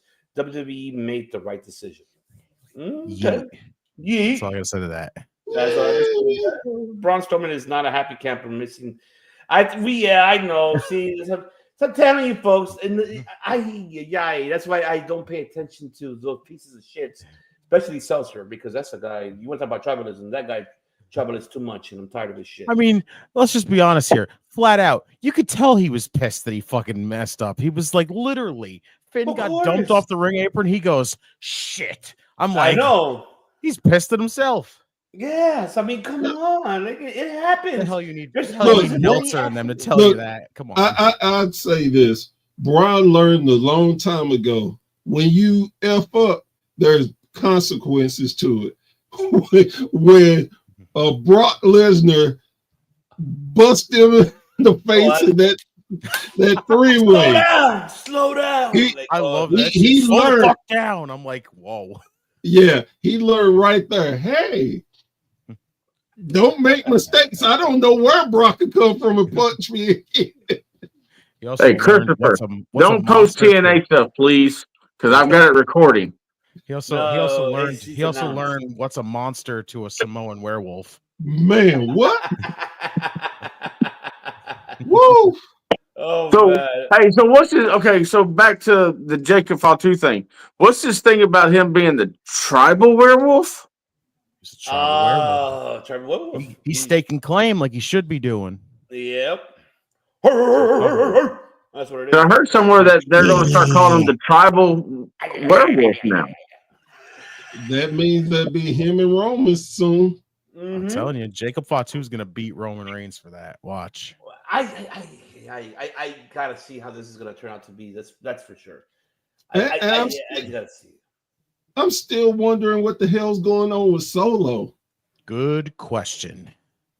Because we ain't seen him since that SmackDown, since he showed up, freaking held a microphone like he was gonna cut a promo and just dropped it and walked away. That was it. And see that again, that is what I'm talking about, because we have no idea what they're gonna do with Solo. We have no idea if Roman is going to have the triple threat match at WrestleMania with him, Punk, and Seth Rollins. That's what it should be. It's really just so many different aspects that you could go that makes you like, oh, damn, I got to at least watch this to see what's going on. If I don't catch it, let me read what's going on so I can be invested and follow the storyline. Exactly. And that's what I love about it, because it got us, like how you mentioned, Professor. It has us that way to be like, shit, okay, where they're gonna go with this. That's why, like, it's hard for me to really jump already the gun heading into Mania to see where they're gonna go with. Yeah, and don't get me wrong. I'm gonna be obviously. I tell Redeemer all the time. I hear them. I hear those fucking pieces of shit dirt sheets for a reason because I want to see what the fuck they gotta say. And then I go back and okay, let me look at it myself and see what the fuck they're talking about. And I go back and look, of course, replay, recapping the show, replaying it again. No, they're wrong. I would never say that I'm right. Obviously, we're just giving our opinions here, of course. But I'm saying, like, what they put out there in the dirt sheets, it's all bullshit. It's like, no, it's just let it be. Just let it fucking be where we're going with. I want to be invested. I want the audiences to be invested in professional wrestling. I'm not speaking about only just WWE. I'm speaking of overall, not just one product. It's just enough of the spoiler shit. Just fucking let people go and enjoy it and put asses on seats of what the hell. I mean, I'll just be blatantly honest here right now, and this is for the dirt sheets. Off is a direction you can fuck. That way. Well, let me say this. Mm-hmm. And I think I'm the oldest one in the group. I'm 51. I've been a wrestling fan all my life. My father is the one that got me into it. I've seen so many highs and lows and different things. The wrestling would never be the same as it was the good old days, because we only had magazines. There was no spoilers. We didn't know who was in what company. Right. We didn't know what wrestler had it in his contract that he had to have 3 title reigns. We didn't know anything. So it made it more investing when you hear a story. We didn't know we were getting worked, and that was great.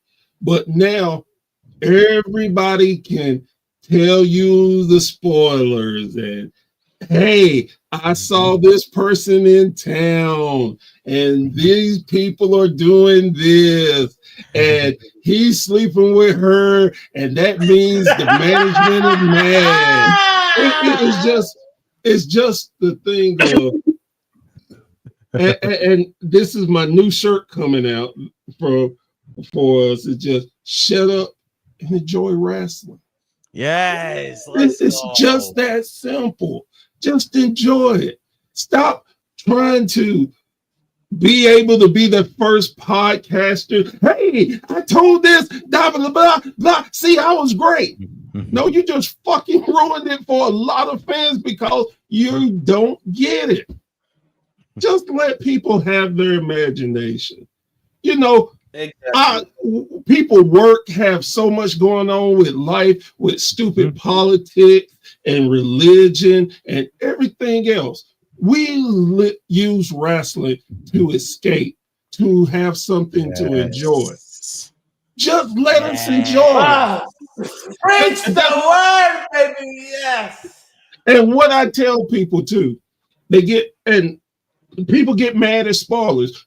Then stop going on the damn internet looking for them. Exactly. I don't look for them. I'm playing this. Thank you. I'm playing that. The women have their soap and the men have their wrestling. Exactly. Thank you. You heard that, honey? I know you're watching. You heard it? Hey, yes, there you go. I love it. It's going to be double the love because we got to give them Melissa one too. Wonderful. I love it. We're not going to lose. Shout out to Melissa. Shout out to Melissa. There we go. All right. I mean, any final thoughts so we can move on from this? Anything else we can add on? Oh, that's it. All right. WrestleMania season. That's right, baby. I'm excited. I am stoked. But you know what is next? It's Redeemer to take over because it's that time, baby. Go.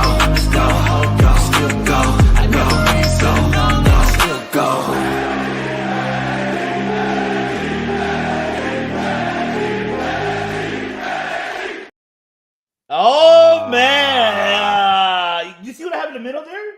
It's already, of course, she will be in NXT. She's not going to the main roster. So I'm happy for her. She's going to NXT.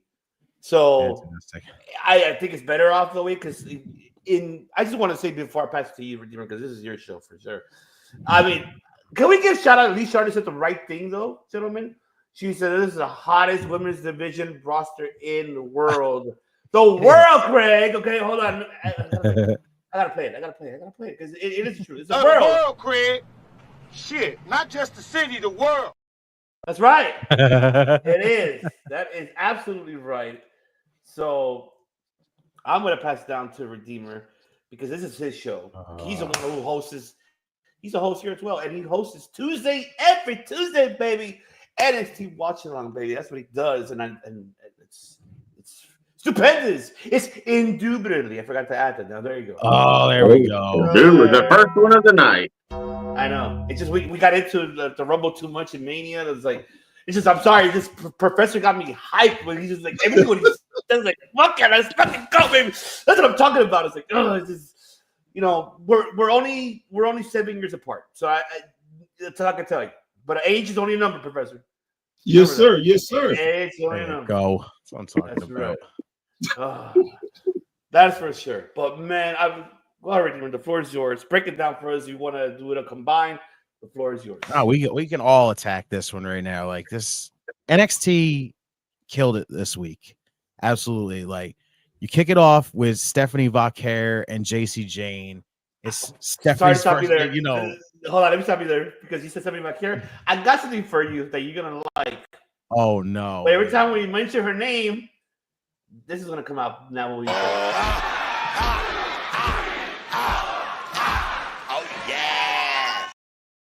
Oh my God! Good God, Booker! Why do you gotta do this? Blame Booker T because he's the one that went through. Oh yeah, like oh yeah. I'm sorry. It's like come on. It's like ladies are listening, watching.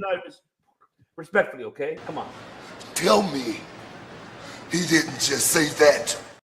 I mean, I did Booker T. I'm sorry, but I mean, it's respectfully, all right? Because I don't want to get in trouble here because then I'm gonna kick my ass here, But I mean, go ahead. secretly, we'll always remember that it's secretly still there. Oh, shucky, ducky, quack, quack.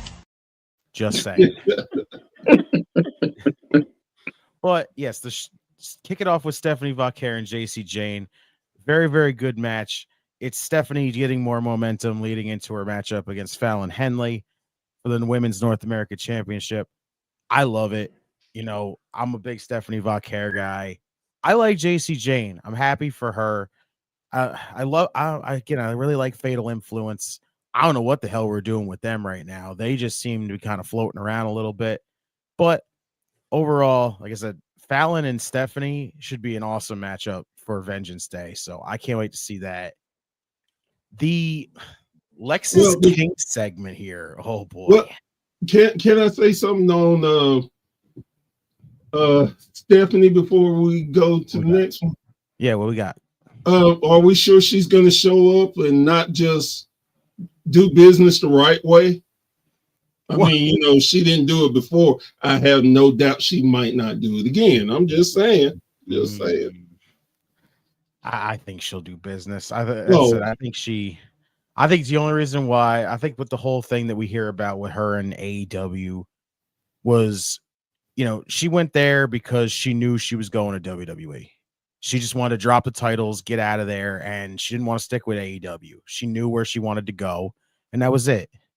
Well, I don't have no problem with that. The problem I have with her, she had bookings in other places and chose not to do correct business. I love wrestling. I love the sport, but you don't, it's just crap that you do that because wrestlers and promoters and everybody have long memories. And WWF, maybe she gets fired or something and have to get back out and work them independent. And those people are going to remember what she did to them. Mm-hmm. I'm just saying. That's true. That's the only thing that really pisses me off about her. Mm-hmm. I understand that. Like, I think it was just that one moment, honestly. I think it's just that one time, and I don't think we're ever going to have her really do with that again. Because like I said, I think she just wanted to, I think she knew she was going, and that was it. Like, she was ready for it. And, you know, it was at that point where I guess she wasn't prepared to, you know, pull out of her bookings. So they just kind of had to do it on the fly. I definitely think she could have handled that whole situation better. Yeah. Sure. I mean, she's Tulsa Blanchard. Ooh, did I say that? Nothing's as bad as that. Like, I don't even want to get into Tessa stuff because, oh boy, I can't even. I don't even want to get into that. Go ahead, sir. I'm sorry. Oh boy, the Lexus King segment. Yes, Rusty's doing it right now. Who in the ever-loving hell expected JDC or Fandango, if everybody didn't know, to show up for this segment? Like, never. What the hell? I have never been more excited to see Fandango ever until that night. Like, so unexpected moment where just Lexus King basically venting about how William Regal basically got him to open up and turn into, you know, more heelish after playing this whole I won't do it. I'm not going to cheat to win. I'm not going to be my dad. Right? Now I'm going to cheat to win. Like, I really like the character that he's got going on, how it's just it came off as he's, you know, this clean baby face now, just so suddenly, and now it's just I want that damn Heritage Cup and I'm gonna do whatever I have to do it. And I'm like, yes, do it. Be like Rusty just said, be your dad. Do whatever the hell you got to do to win that freaking cup. Whatever the hell you got to do to get anything in the future. Just do what you got to do. Go Lexus King for that. But Fandango showing up, like I said, I've never marked out more for Fandango than I did that night. That was wild. The only thing I hated about I love how he basically played both characters in one moment here. He just shows up and he's like, it's Fandango. And he's just like, I'm JDC from TNA. And I'm like, bro, just play both sides of the fence. Why don't you? That's freaking awesome. I'm sorry. The only thing I hated about that part of that segment is where Lexus said he was going to change the rules of the Heritage Cup. So we might not see the system be the cornerman to JDC. I think we're going to. You think you're going to? Sure. Fucking Justin said, he's like, see, Bailey on NXT just got to ask, is there any more room for me in those jeans? I'm like, in those jeans. And then JDC's got me thinking Lexus needs to lose the Hogan painted on beard. That's just oh my I want just Jeff Hardy to come. I want just Jeff Hardy to show up on NXT and be like, you stole my facial hair, bro. What the hell's wrong with you? Like, that is all, like what we're seeing full on. I like what he's saying will here. help. Exactly. That'd be amazing. And see, like I told you Tuesday night, if the system is there, I just want to Moose and Oba just to see each other and just pass by. Like, as JDC's walking backstage to go out towards the ring, and there's systems out there with him, just walking there with him, and just Oba walks by, just Moose stops and looks at him, and it's just that and that's it. Third, like that, like 10-second tease, and then they just walk away. And I'll be like, I'm sold. That's it. All I need at that point. Because they are going to be filming at Full Sail starting, I think, next week or the week after. So they're going to be like right next door to each other. Exactly. Oh, yeah. I'm excited for them. I'm really excited for TNA. I'm really excited for what their future is for them. And I know I heard the versus Ted. So what can we say? I don't know. Bring back Breezango. I don't know if you guys spoke about it, but like Redeemer 9 Rusty, I think we said it before. It just is all we ask is an apology. That's it. Give an apology and really mean it. Don't kayfabe. Don't do none of that shit. Right. Just really mean it. And that's it.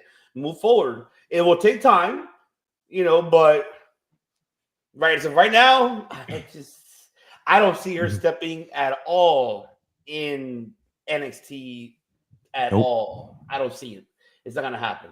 I see everybody else else to work with her at all. I wouldn't test that. I wouldn't test. I know TNA is willing to take the risk and bring her back and everything like that because controversy, kind of situation. But yeah, I don't see NXT being willing to be the same way. There is no. But before we jumped on the show, like I told y'all before, I was watching the TNA. Then I stopped it to record it. Tessa did have a backstage or some other room promo where she says, "Yeah, I'm not going to enter this 10-woman battle royal because I'm not going to have 9 women against me." Yeah, because she already knows already. It's like Yeah, right? she already knows. It's basically become her against the locker room at this point. Hogan will be in the King's corner. Oh God. No. Oh Lord. But go ahead, Richard. My apologies. We'll move on to Ridge Holland versus Stax. We've been talking about this whole Sean Spears family versus the D'Angelo family stuff. I'm loving this right now. Like Ridge seemingly part of Sean Spears' family now. That's awesome. And the Izzy Dame costing Stax the match. It's the whole thing we've been talking about right now. Izzy's playing it off as the I'm friendly with them, but eventually we ain't gonna be playing that card no more. That's it. Like I told you, didn't I? Told you. I know. I'm excited. I'm excited. I tell you, yeah, you thought it was gonna happen. Like, why can't we be friends? No, none of that was happening. And I fucking knew that was not gonna happen. And there you go. Yes. But I'm loving that fucking story. It really fits Sean Spears so well. I'm excited for Vengeance Day. Honestly, I'm just excited. And then she nonchalantly goes, "Won't you just have a cage match?" I know, right? See, she's playing the field here. She's got the cards right now. There you go.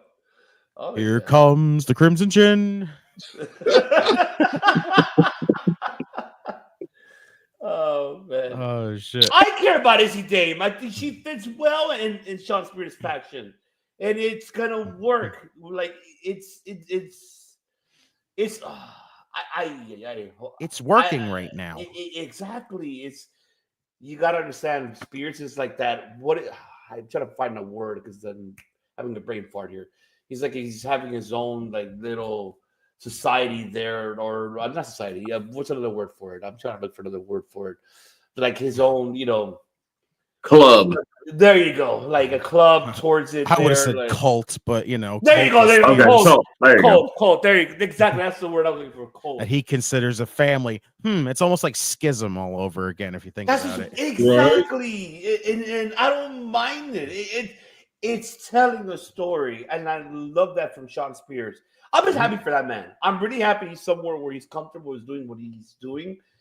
And mark my word, I'm saying this, he's going to win that belt at Vengeance Day. He's going to win that North American Championship. Tony D's going to be, the whole rest of the D'Angelo family is going to be sleeping with the fishes. That's going to be the one of the tough one, but go ahead. My apologies. But yes, the Sol Ruca Zarya versus Gigi Dolan, Tatum Paxley. Again, we've said this multiple times on this show. And tell me right now that Gigi Dolan, Tatum Paxley, and Shotzi did not hear us call them the Powerpuff Girls. Yes, somebody tell me right now that their team name is Chemical X. Come on. Tell me they're not listening to this show the entire time. Oh, yeah. They are hysterical right now. Literally Gigi, Shotzi, and Tatum, and Professor Hickenbottom. Like, come on. It's right there. He added an extra ingredient to the concoction. Sweet chin music. Like, come on. It's right there.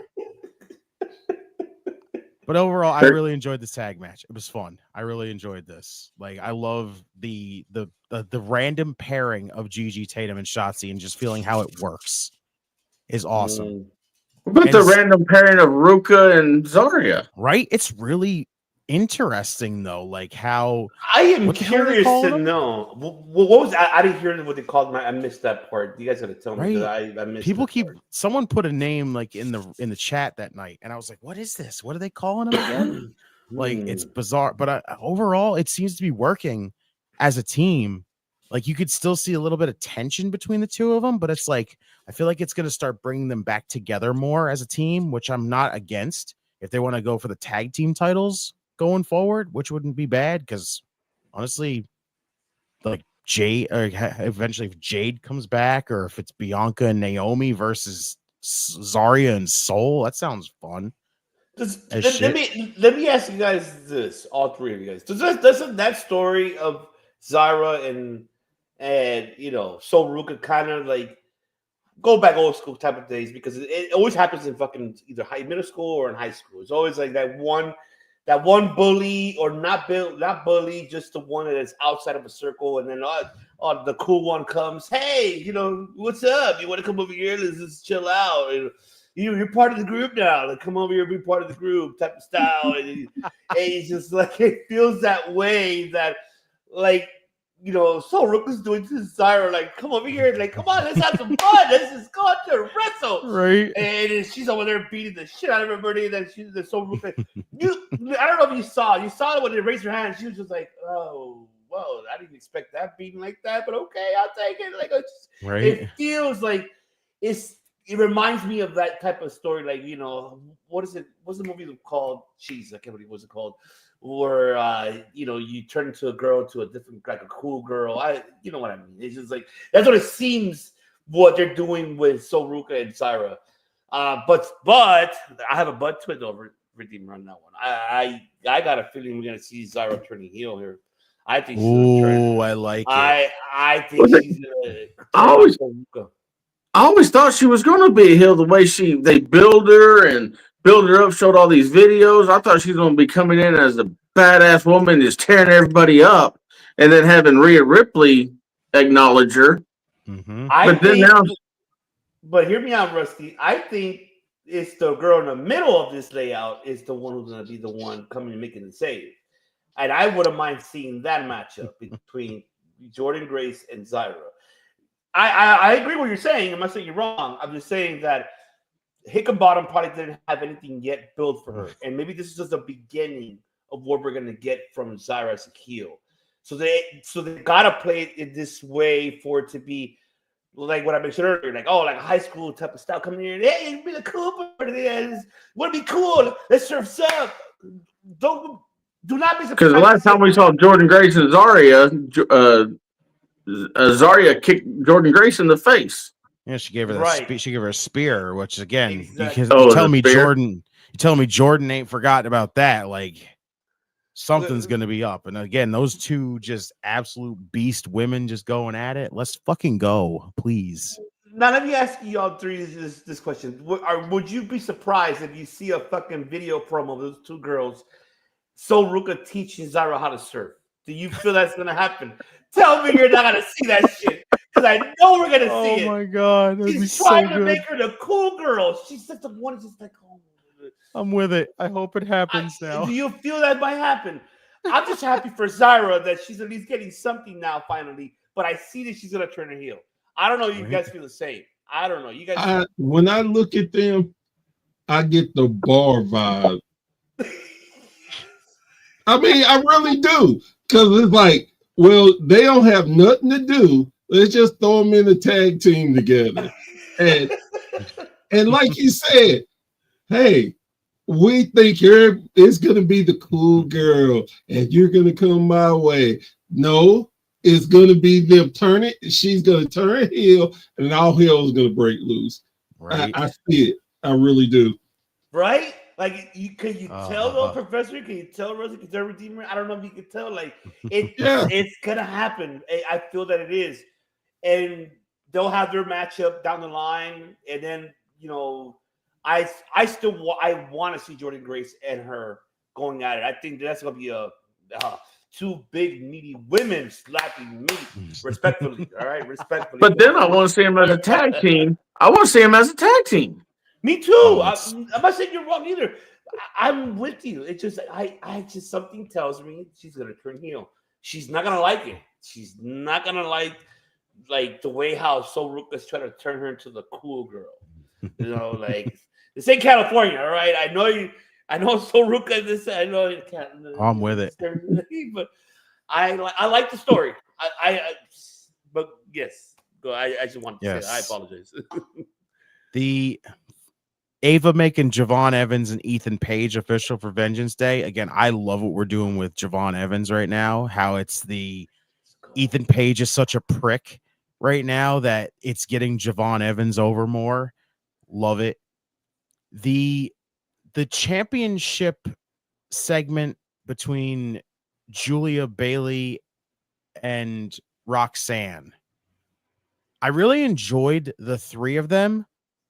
I get what the Charlotte appearance is there. It's to tease more of Charlotte, like what's her option going to be? You know, look at this. She has the choice to pick the NXT championship. As far as I'm concerned, Charlotte kind of ruined the segment. As far as it just let's just flat out say it. Why am I not surprised you were going to say that? I'm serious. She ruined that segment. She does most segments. I mean, yeah. I'm with you. I mean, it was no need to even have her come down to NXT. Right. Like I said, literally, we get why she showed up. She showed up to tease, like, will I pick Julia? Huh? Could I? Like, so I could squash somebody else momentum. Yeah, right. So I could pull a Rhea Ripley all over again. Like, I think I'm sorry, Charlotte. Like, for all people that are listening and watching, I know you guys are Charlotte fans, but when she says, "Oh, I need something to inspire me," you know what inspire us? I'll tell you what inspires for you to do. Off is a direction you can fuck. I mean, but I'm sorry. I mean, it just do not interrupt this NXT women's roster. The last thing we want is for you to come involved. Nope. No, I'm sorry. No. And I even enjoyed Cora's involvement in this segment too. Like, I love it. Like, teasing that maybe she'll be involved. We'll get a fatal 4-way. That's awesome. I love that. But Charlotte is like the major issue in this entire segment here, because it's just like, yeah, we didn't need you to come out here. We knew you were going to show up, but who gives a shit? Nobody wanted you out there. You had 3 women that were basically hyping up a freaking women's championship match that we know is going to be freaking amazing, because all 3 of those women are amazing. And then possibly adding Cora would be a fatal 4-way, which would just make it just as damn good as it already was going to be. And then Charlotte just shows up and goes, "Hey, don't mind me. I'm just going to ruin the vibe here." Like, fuck out of here, Charlotte. You kind of did ruin the vibe. Let me ask you this. Why didn't she get in the ring? I'm assuming that she knew that it was going to happen. And I think she played it smart when Cora went in there. I'm pretty sure she said it too. Yeah, I think she played it smart. So I'm not going to say. Yeah, she I think she literally said it during there. She's like, "You think I'm gonna get in there with you guys? I already know what's gonna happen, so it ain't happening." I'm like, well, see, there's the tease, like we expected from Charlotte. But what do you expect? And I do like what he said though, Steven. I love you. He's a wipeout. That's part of the tag team name. Wipeout. That's a good one. I love that. Actually, that's a good tag team name. Like, oh, that's, I see Zyra already telling Soruka, "Hey, what do you? We call it Team Wipeout. We wipe them out and win." And she's all like, all angry, like, "Oh." We see Soruka like, dude, relax. We got this, all right? We'll wipe them out. This is like, I swear, I'm sorry that we're off topic. I mean, I'm going back on this one. But you know what that reminds me of? Can we say that kind of, it'll be a reminiscence of RVD and Kane when they first teamed up in a way? Oh, I love those two as a team. Can we say that? Can we say that? It could be the same, right? Because RVD was doing the same thing for Kane. He's like, "Hey, come on, dude. You got to come. Need something to mellow out a little bit." Like, bro. Yeah. Not the ganja, because I know obviously you can't say that during that time, but that's a whole different story. Oh God. We're moving on to the Kalani and Carmen Petrovich match. I don't give really a damn about what we're telling with Carmen and Ashanti the Adonis. Like, that shit just doesn't intrigue me whatsoever. Kalani's the more interesting part. Where has he been since they kissed? Nowhere. He was with her. He was with her on Tuesday. He was on the ringside, and that's about it. Against the Kalani Jordan match? Yes, he was out there at ringside. I didn't even pay attention then. He was just hiding. Yeah. But who else was there? Can we say? Miss Parker! Miss Parker! Miss Parker. What I'm talking about. Let's go. I just don't know. I love respect. Jada Parker is amazing, and just I love what we're doing with Kalani. The fact that she went so aggressive and actually beat Carmen to the point where she had the referee reverse the decision, and it's just making her snap more. I didn't know I was going to be intrigued by a Kalani Jordan heel turn until I seen what we were doing with it, and now I'm intrigued. Super intrigued. Love it. I am really invested on that. I don't know, gentlemen, you guys feel the same. Professor She's learning well from her significant other. That's all I can say. She needs to lose. She needs to lose that little hand clap powder LeBron James thing and then smiling. I love that. Hey, if she wants to come in with the powder hands and go and throw it up in the air, I'll be like, hey, that's a freaking heel right there. It's like Steven Chambers saying, "This is like Kill Bill reject Katrina." I love Carmen Petrovich. Come on, but this whole thing with Ashanti the Adonis is like lame. It's so lame. Well, they got to have something to do with him. I mean, hell, they kicked him off of SmackDown. I mean, give him something. Oh yeah, that's true. I mean, yeah, that you're right about that. I don't like the only thing I don't know, like Redeemer and I talked about it. It's like the only thing that really threw us off was Professor, was the kiss. What the hell was that? That was not a kiss. It wasn't. It was just so out of left field. Like, it was just so unexpected. It's like this whole time it's been, I fucking hate you, but I really like him. I hate you. I really like him. Bring it in, big boy. And I'm like, what the fuck? Where are we going with that? I mean, because ain't that the last time we seen Nikita Lyons is when, I got your text, and she went in that door, and that's the last we've ever seen her. Yeah, literally. That was it. I have a feeling we're gonna see Nikita be back in this situation, and the way it's gonna happen. And I'm saying this right now. I know if I'm wrong, I'm okay with that. Just give just jumping the gun here. Remember, next week is Valentine's week. So you know what I'm talking about? Let's say if he does like a little, I got a surprise. Let's come over here. Like, let's go over here to the room. Like, obviously it's a TV14 show, full of course NXT, it's on CW, but they can literally go into like just a room, like a room for like an example, pretty much like a dinner, like in a room, good view, whatever, blah blah. They can do that, right? But let's say she goes and then unexpectedly Nikita's right there sitting down, and that's how you start that's how you know that the beginnings right there for Carmen to be more aggressive, to be more like, oh yeah.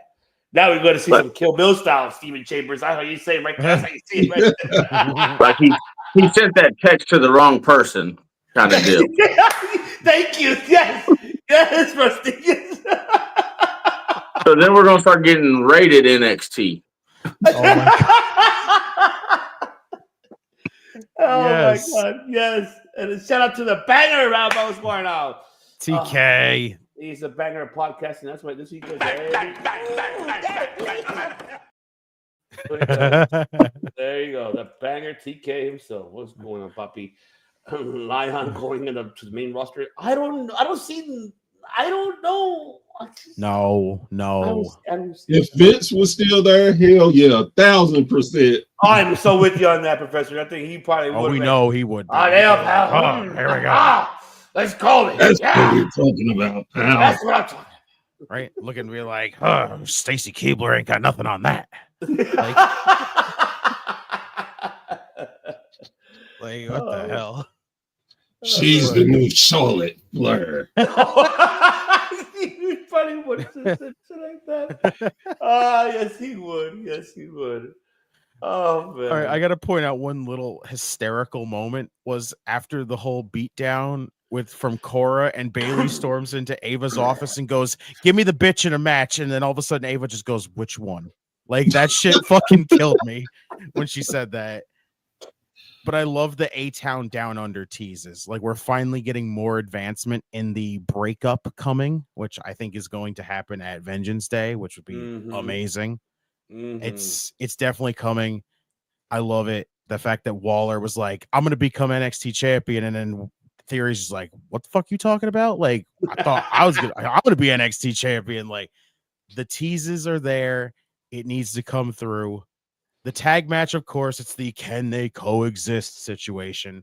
I put it up there, just left it up there on the screen for everybody. I was like, can they coexist? Clearly they could not. Trick, I like the new aggressive shit from Trick. It's really interesting how it's just he's so fed up of just being like, where's my rematch? How come I didn't get the rematch yet? Like, I love that. And the fact that it basically, with the help of Eddie Thorpe, basically cost Trick the match. Like, that was really a good way to go about it, honestly. And now we're getting Thorpe, and I'm thinking we're getting Thorpe and Trick now in another matchup. I'd say give him a strap match. Yes, give him a strap match. I'm with it. I like that idea. Awesome. I like that. If they do it though, I need Trick to just demolish. He's got to run through him. Because I'm with you. Because at this point, Trick is getting old. The only thing is not old about Trick is Booker T ad-libbing his theme song. Oh yeah, man. What? Right. Oh yeah, man. Oh yeah. And I'm trying to find. I need a clean version of hearing Booker T do that so I can have it in my music collection. Because look, if I could get it, I'm going to an indie wrestling event tomorrow, and they're gracious enough to let me be on commentary. I would have them play that music while I walked out. Just hear Booker. Oh yeah, man. That's what I'm talking about. I love that. When he goes to Raw or SmackDown, which I'm thinking he's gonna go to Raw, I've got a feeling that Michael Cole or Pat McAfee's gonna continue that. I think to Raw. If he goes to Raw, Pat McAfee will really. Oh my God! You know how Pat's bad he will gonna love him. Oh yeah, he's gonna love him. Oh my God! But I don't think he's going to Raw. Honestly, I think he's gonna end up where Melo's at. Which I think would be good because I think they should put them back in the tag team. Yes. And let them run for a while as a tag team. I agree. Tatanka Jr. I love that. I like that. I love that, Steven. But I don't know. Eddie Thorpe kind of reminds me more like he's like your Paul Androv, God versus like I'm going golden era because it's like it's always gonna be that one guy always gonna fuck shit up. It's like I feel like Tatanka, Eddie Thorpe. Yeah, I was maybe the looks, maybe so, but I feel like I feel like he's like he's like your Paul Androv just come and fuck shit up, or he's like your Bob Orton, Cowboy Bob Orton come fucking shit up. He could be more like as well that like Brutus, but when he was a heel, like top of state, or even can say the Honky Tonk Man. Like say he's he's that type of heel that he's just like. Who invited this fuck face? Like fuck, man. It's just like really more like that. Like shit. Like it's just. But I love Eddie. I met him when he was New Japan. He's an awesome guy. I mean, I just think they put him in a really weird situation right here with this whole thing. Okay, I'm gonna hold it till you speak it because if you see in the middle, you know what I'm talking about. What I put on top of the NXT. So you go ahead. Oh, that's the thing. That ending of the fucking show though was freaking wild. We got the ending of the broadcast situation all over again, but then it showed this mysterious faction. Who the hell is this? I don't know, but damn, am I excited for Vengeance Day just to see. I who the know, hell I this know who it is. I wrote it down, but I can't access it because I'm on my phone. is. It Dion Lennox again? One of them is Dion Lennox. Yes. Yeah. And the other one's like Shamar Shabbat something. I don't know who the others are. They're from ID. I know that for sure. They are from the ID. There's 3 black guys and 1 white guy. There's yes. I wrote it down too, but I forgot. As long as they don't do the Nexus crap with them, I'm okay. For the love of God, please don't do that. No, not only that, Professor. The one thing we want to avoid is please don't do the retribution shit. I don't want to see none of that. Please don't do it. No, Triple H wouldn't touch that with a 10,000-foot pole. I just hope they don't go retribution on this shit because it's so bad. I don't know. I have a feeling that Eddie Thorpe is going to lead that faction. It'd be something to do. Right? I'm not mad. I'm just going to be like, why Eddie? I just hope they don't bust the Mustafa Ali retribution style. Don't do that. Please not do that. That's a sad thing. Don't do that, man. Don't do that, man. That's a sad thing so much because like retribution. I remember when they first kind of like were hovering around, and I was just like, well, I don't know what's going to come out of this, but I'm like slightly intrigued. And then when they added Ali, I go, now I'm really intrigued because I really like Ali as a whole, and I'm happy he's in TNA again, like officially in TNA now. But damn, I was like so hyped for retribution with him, and they did the same thing where I just expected them to just be like drop the ball on him big time, and they fucking flopped big time. It's like aces and eights. As much as I loved the concept of aces and eights and how interesting that shit was gonna be, they dropped the ball on that shit big time. They failed that. I agree. They failed on it. But this, I hope, is going to be worth it. This better be. This is going to be exciting because even if it's all ID people, that's awesome. What a way to debut 4 people from the ID program right now. You put them together and just say, "Hey, you're about to be a faction. You're about to go wreck shit." Why not? At that point, true. So again, overall, I thought NXT was an awesome show this week. And again, if you were not like, this show basically was the let's get everybody excited for Vengeance Day. And this is basically what it did. We got a possible strap match with Trick Williams and Eddie Thorpe. We got the Women's North American Championship match. We got the Women's Championship match. We got the NXT title match. We got this possible reveal of whoever the hell this could be in this faction. I'm excited for this show. Like, next week is coming up, and it's going to be the go-home show, so they just have to give us whatever at that point. But then we got Vengeance Day, and that show is definitely going to deliver, I feel like. So do you think those 4 guys have something to do with the TV thing with Vengeance Day? Yes, absolutely they do. They do, 1,000%. The fact that it showed that and then showed that faction right after it, it's definitely them. Whatever that mysterious thing is. All along NXT, we're like, dude, there's that sign again. Dude, there's that sign. Yeah, what does that mean? All over the show. It was all over the show. Everywhere you looked, people would walk by a TV and you would just see the freaking end of broadcast looking Vengeance Day on it. And I was just like, they're really teasing this freaking group right now, and they're really hyping this up. Like, it's going to be something exciting. Like I said, I hope this works for whoever this is. And like to add on what you're saying, I just hope it is from the ID, because they signed incredible talent, and one of them I did had a conversation with him and we interviewed him here. Jack Cartwheel was one of my shouts to Jack. That man is amazing, very humble, very like his personality, everything. I can't wait to see him on. This is gonna be amazing, and not only that, seeing that NXT Evolve is gonna be on Tubi TV, whereas Roku TV, I feel that it's gonna work. It's not, just to keep in mind, folks, it's not gonna be a competitive for AEW, none of that shit. This is really more for people the independent, what Professor does here for Wrestling Society Network. It's the same. It's just to add it there on Roku. It's really eyeing on these incredible talents that really put their asses on the line for, doesn't matter what it is, if it's 5 people to 10 people to 1 person. They do it for us fans and appreciate that, because that's something that I'm excited to see of what they're going to deliver on, NXT Evolve. I'm so excited for it, and I'm so happy for them. I'm not going to look at their fucking ratings like piece of shit sells for like, oh, yeah, I'm going to see how many subscribers they have. And fuck all that shit. It's really like the attention of the damn fucking talents is a point, Seltzer. Yeah. You want to know what's the good thing? You want to know what I think could be the really good thing for Evolve coming forward? This could give you the old feeling of the old NXT.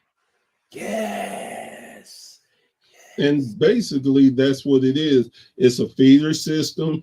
It's to get these guys and girls ready to learn cameras, how to look, where to look, how to develop into the WWE style of wrestling. Right. So, I mean, I'm happy for them. And, like you just said, who gives a damn about ratings and any of that? That's one of my biggest things, my biggest pet peeves of listening. Oh, AEW only got 200,000 fans and they're going out of business. Oh, I hate it. Man, shut up and just enjoy wrestling and be thankful that we have options. How many times have I said that, OPC, on this show? Everywhere, every single time where I go, I don't give a rat's ass how many people watch the damn show. I don't care what age demographic you're a part of that you watch the show in. If you watch the show and you enjoyed it, then you watch the show and you enjoyed it. And that is fine. If you didn't like the show, you didn't like the show. I don't care how many of you watched it. As long as you watched it and you enjoyed it, that is the biggest plus of the whole thing. Because just let's be real, Tony Khan ain't going nowhere. Hell, AEW is not going anywhere. You don't watch it. Him and his dad got enough money to keep that damn thing running until our grandkids are watching wrestling. That's right. That's very true. So we got. Let me think here. We have a lot. We have 4 women's matches on NXT this past week. Yeah, and y'all are talking about the Chef Sean Bakery and the cake and a lot. But like I told Redeemer the other night, the next NXT pay-per-view name should be NXT Cabaret. All women's pay-per-view. I love it. That would. I mean, they're having a spring break, at least that, So there you go. It would so work. But I like how they feature more of the women than the men in NXT to help build them up, so that they have more women on Raw and SmackDown here in the next few years. Definitely. I'm just so stoked. I can't wait for Vengeance Day. I cannot wait to see how they're going to start booking their Stand and Deliver season heading into Mania after Vengeance Day. And they got a lot of things they got to do, man. Michael Hickenbottom, stop watching the bottom, because I know you're watching the bottom. I don't know where your eyes are going. I don't know if they're going that way. Respectfully, Shawn Michaels. But Michael Hickenbottom, come on, man. Book it right. NXT right now is one of, I keep saying, it's really something. It's right here. Like, wow. It's like, I'm just so stoked. I'm excited for Vengeance Day. I'm excited for Jordan Grace making her debut there. I'm excited what story they're gonna book for her. There's a lot of things that NXT is gonna. I feel they're gonna deliver, for sure, Vengeance Day, and I'm excited for it to see, especially Javon and Ethan Page. The story, I'm so invested in. I think that I'm going to say it again. Redeemer, Rusty heard me. That's going to be the match of the night for Vengeance Day. I can't wait how they're going to do it, or what stipulation they're going to add to it. I hope it's a street fight. I hope it's non-faction. I just hope it's something that is going to put over Javon. Javon Evans very well. I'm excited for it. So two things on NXT. You're talking about the Ethan and Javon. Do we see Alexander coming in and ruining that match? That would be interesting, honestly. Like I know where you're going with that, Rusty. It would be interesting, but I don't think so. I don't think so. And I mean respectfully for Cedric. It has nothing to do with it. It'll kind of bring the momentum down for Javon. I'd rather not have that. I'd rather see more Javon be put over. Ethan will put him over. He's gonna make him look great. Like I said this before, my thing with Javon, he has the charisma, everything. The promos is the one thing. The aggressive side of him is what we need to see, that the audiences have not seen his side. Where Bernie's seeing it now, him doing the jumping and getting mad, even though he's not speaking because of his jaw. Talk to me, pal, but hold on, man. Talk to me on Vengeance Day. So I feel like we're gonna see that on Vengeance Day when he speaks up. I'm tired of this shit. Go off. To Ava being a crooked official, like an official though, where they're freaking, oh hey, you got your jaw wired shut, that you got so pissed off that you wanted revenge. Guess what? You're suspended. Like, the fuck is wrong with you, Ava? Why? And I'm not gonna be doing the watch along with you guys. I apologize. I won't join y'all because I'm gonna have to watch Vengeance Day the next day because I've got some business to take care of down in Cleburne, Texas that night. Yeah, I'll flat out say it. I'm focusing more on Vengeance Day. Bear knows what I'm talking about. Yeah, I'm focusing way more on Vengeance Day than I am Grand Slam because honestly, with the confusion that's been going on with that whole show, I'd rather just focus on like a show that I know is going to deliver. Well, Grand Slam is going to happen after I think the NBA. Yeah, right. It's right after. Yeah. Which again, right I've got to stay off the internet all day because I'm going to come home and watch it. And I don't want to find out what happens, and it's going to be in Australian pre-taped. Oh, it is going to be that, but I don't read spoilers. I'm going to wait until when it cut. I'll watch it when it's time. So right. That's for sure. I think that you might be trying to turn Ava into Kyoju. I don't mind that either. Honestly, I don't mind her being interesting. I think I wouldn't mind seeing Hiko Leo be the bodyguard for her, like how you said, everything for her, being the bodyguard for her. Oh, I like that idea. All right. Hey, anything else could we get add on NXT, gentlemen? You guys want to add on? Show delivered. Oh no, all of you guys are delivering. Now the last one here. Let's do it, right? You want to, Redeemer, you hit it. You love to hit it. You know what time it is, baby. What time is it now? You tell me. Oh, it is. It's time. It's time. It's Dynamite. That is right. It is Dynamite. That happened. What happened? 24 hours ago? 48 hours ago? Something like that. Not 24 hours. 24 hours. 24 hours, I guess we could say. Yeah, about 20. It was a great show. We could say it was a great show. I'm not saying the best show. It was just great. The beginning of it and the ending of it. But in between, there was a lot of things. Yes, folks, you've been hearing us and really bashing on this, unfortunately, because somebody named Mr. Khan really doesn't know how to promote his show a week ahead of time, promote the match he's going to have. You do it 24 hours before you start your show. You got to stop doing that shit, for God's sakes. That's fucking bullshit. Bullshit, Tony Khan, because that's going to stop already, man. Jesus, we got to promote your bullshit. Like, stop. Promote it the following week, man. Give us the sharpener, for God's sakes. You need, here, promote it, pal. This is what we're going to promote next week. You promoted this one, but prior to the ones you had, I stopped digressing. That's why we're not allowed in the media scrum. Why I get denied, because I know they know I'm going to say you're bullshit, Tony Khan. Because you are bullshit, Tony Khan.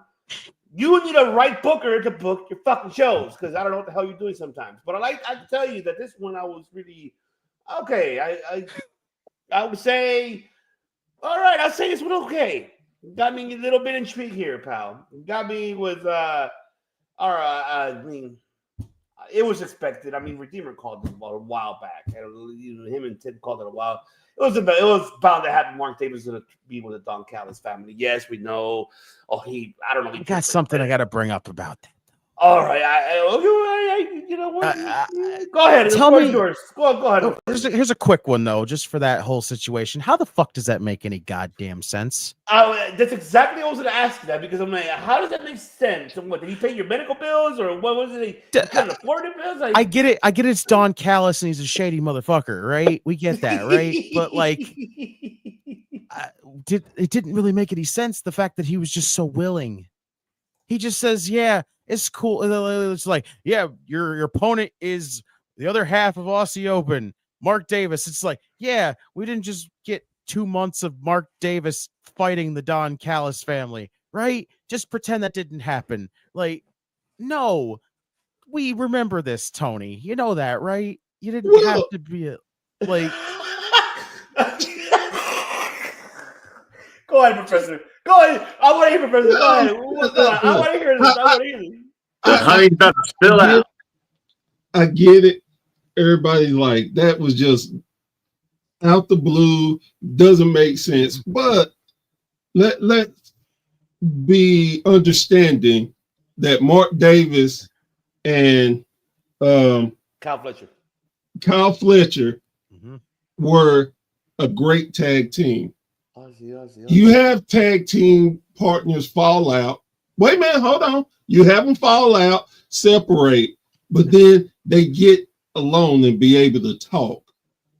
And maybe he talked to him. Is like, "Man, I tried to tell you. I didn't want to do this. See, look what it's Will in between us again." Yes, he's always trying to control us. I figured that out. Kyle is behind it because from what I've heard, Don Callis said this on commentary because he actually explained why this is happening to try to come up with a reason, even though it still slightly doesn't make any freaking sense whatsoever as to, even though, because think about it. Yes, Mark Davis spent 2 months fighting the Don Callis family, but apparently from what Don Callis said, Kyle Fletcher was the one who bargained the deal for both of them originally to be in the Callis family.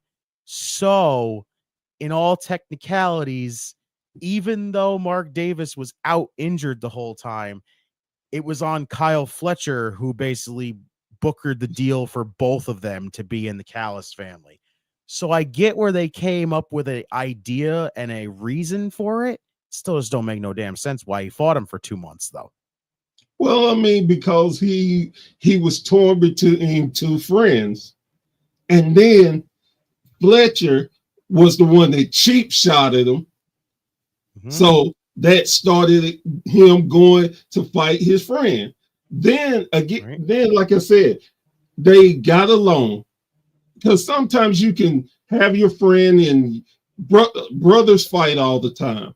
And we'll fall out for a second. But when we get along and can talk man to man, sometimes that's all the conversation you need to stick with your brother, to come back. I'm your brother. I'm your brother's keeper. And maybe that, and I get where some people like, that didn't make sense. But for me, I like that little nuance. And I thought it was okay. I like it. Wasn't like the drizzling shits or anything. Yeah, no, I'm with you there because even though it didn't really make a lot of sense because it was just like, you just helped Will Ospreay fight them and now all of a sudden you're helping them fight you. I'm like, I get it. It's bizarre. But overall, I like the little twist. It's that whole situation of just been like, yeah, Ospreay thinks he's got all these buddies, but now all he's got is Kenny Omega. Like, it's not that bad of a freaking way to go about it, honestly. So overall, even though, when you sit down and think about it, we all just go like, okay, sure. But you know what? I'm fine with it in the long run. It's one of those things that kind of just makes just a little bit of sense in the long run. Well, and then this too. So you're saying Kenny and Will are so super bad, they can take on the whole Don Callis family, beat everybody up. They're outnumbered, and they still can win. Is that what you're telling me? No, that was a weird situation though with that whole thing. Like, yeah, I mean, Don Callis holding them back when the past 2 weeks they've beaten the two of them up the whole time, and I'm just like, why are you holding them back? You know, you've had the advantage 3 weeks in a row already so far, right? So but they got to wrestle though. That's why they couldn't go be because they had a match that night. So you're talking about Will and Kenny taking on the whole Don Callis family. Knowing the way AEW is and knowing Tony Khan's brain, do you see the Young Bucks coming and joining during that match? Oh my God, I don't need freaking Bucks back, honestly. I mean, I can see it. To try to make that'd be a great way to try to make up for Kenny re-injuring him. Hey, Kenny, we're sorry, Bullet Club.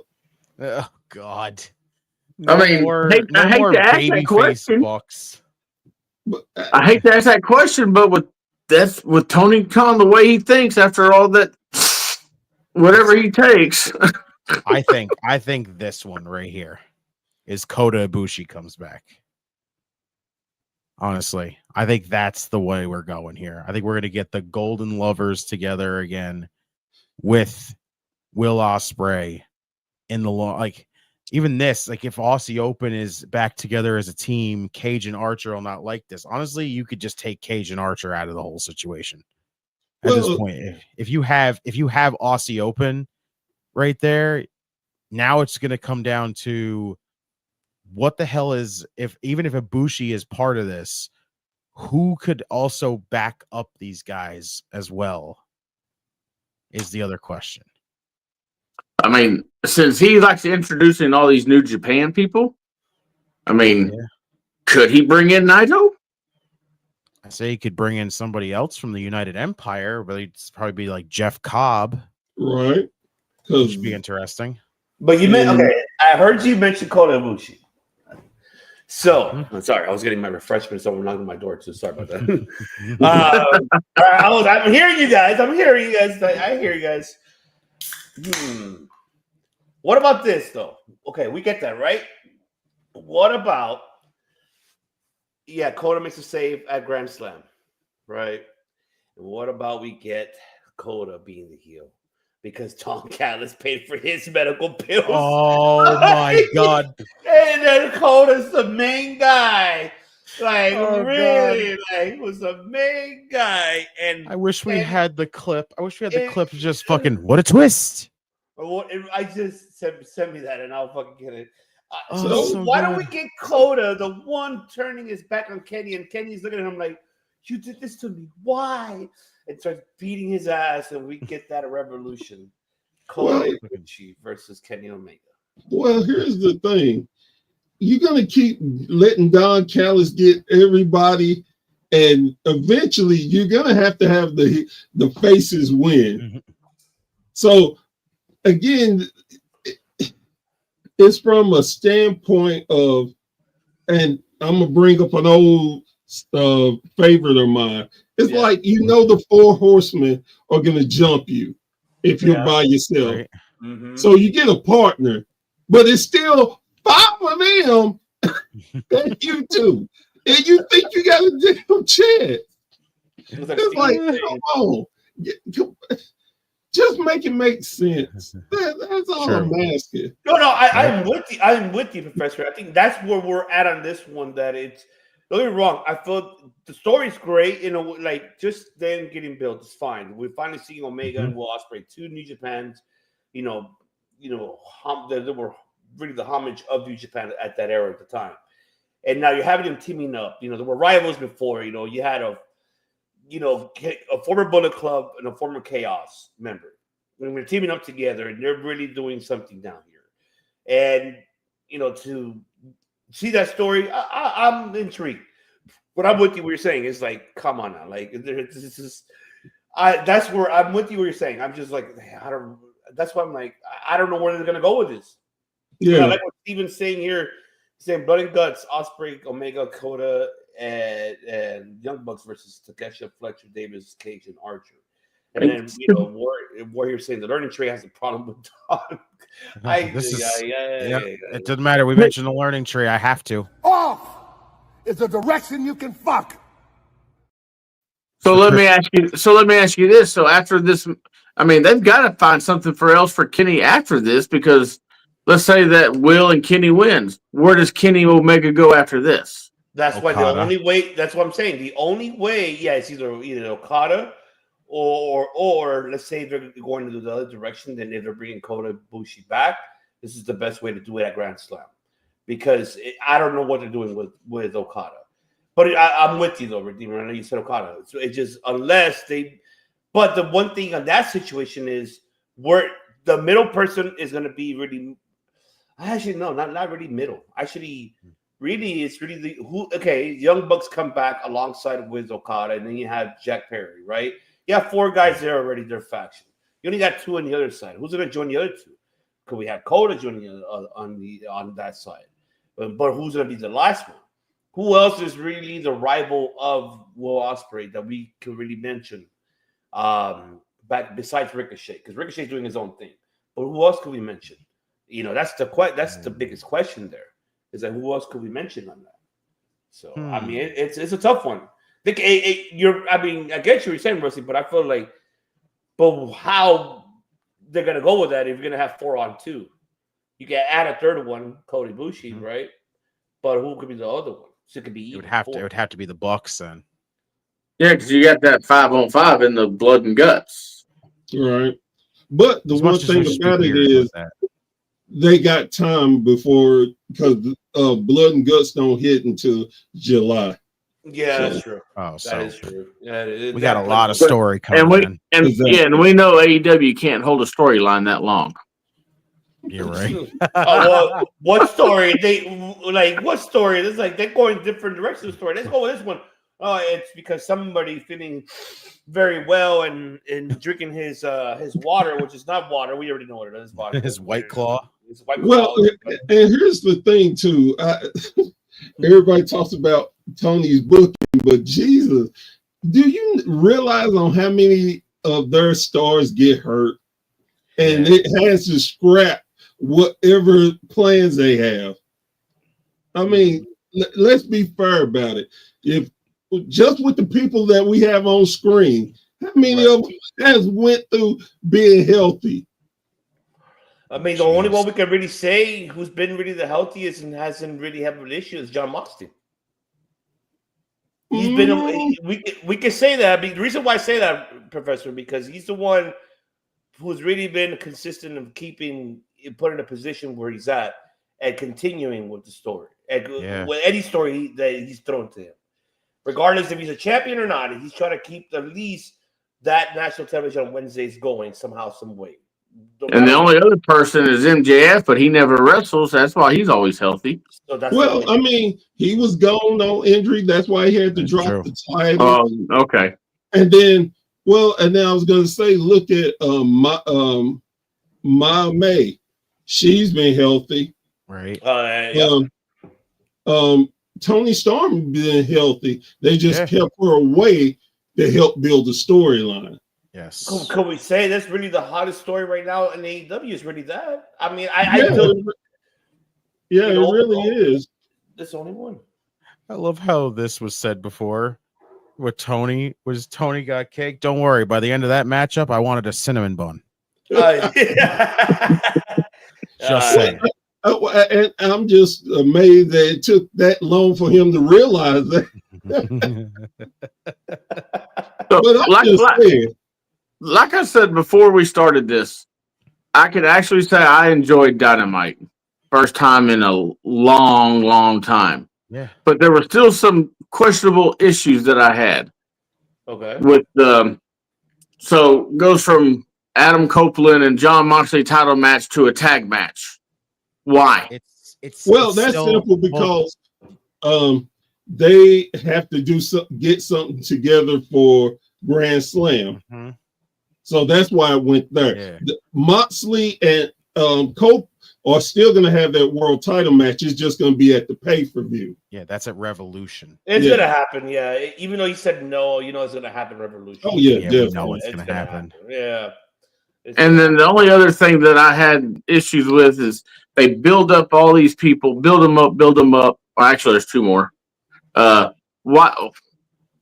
I can't believe they had Swerve lose to Ricochet. Honestly, I'm sorry. It had to happen. I thought it was a good call.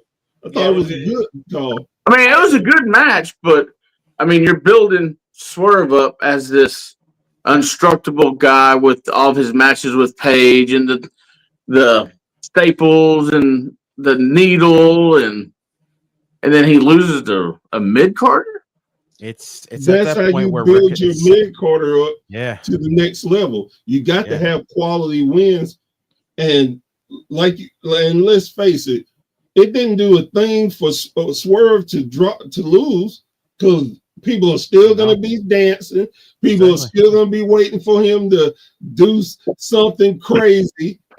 So it hurt him not at all. It was to advance Ricochet. And I thought it was the right call, actually. Yes, I agree too.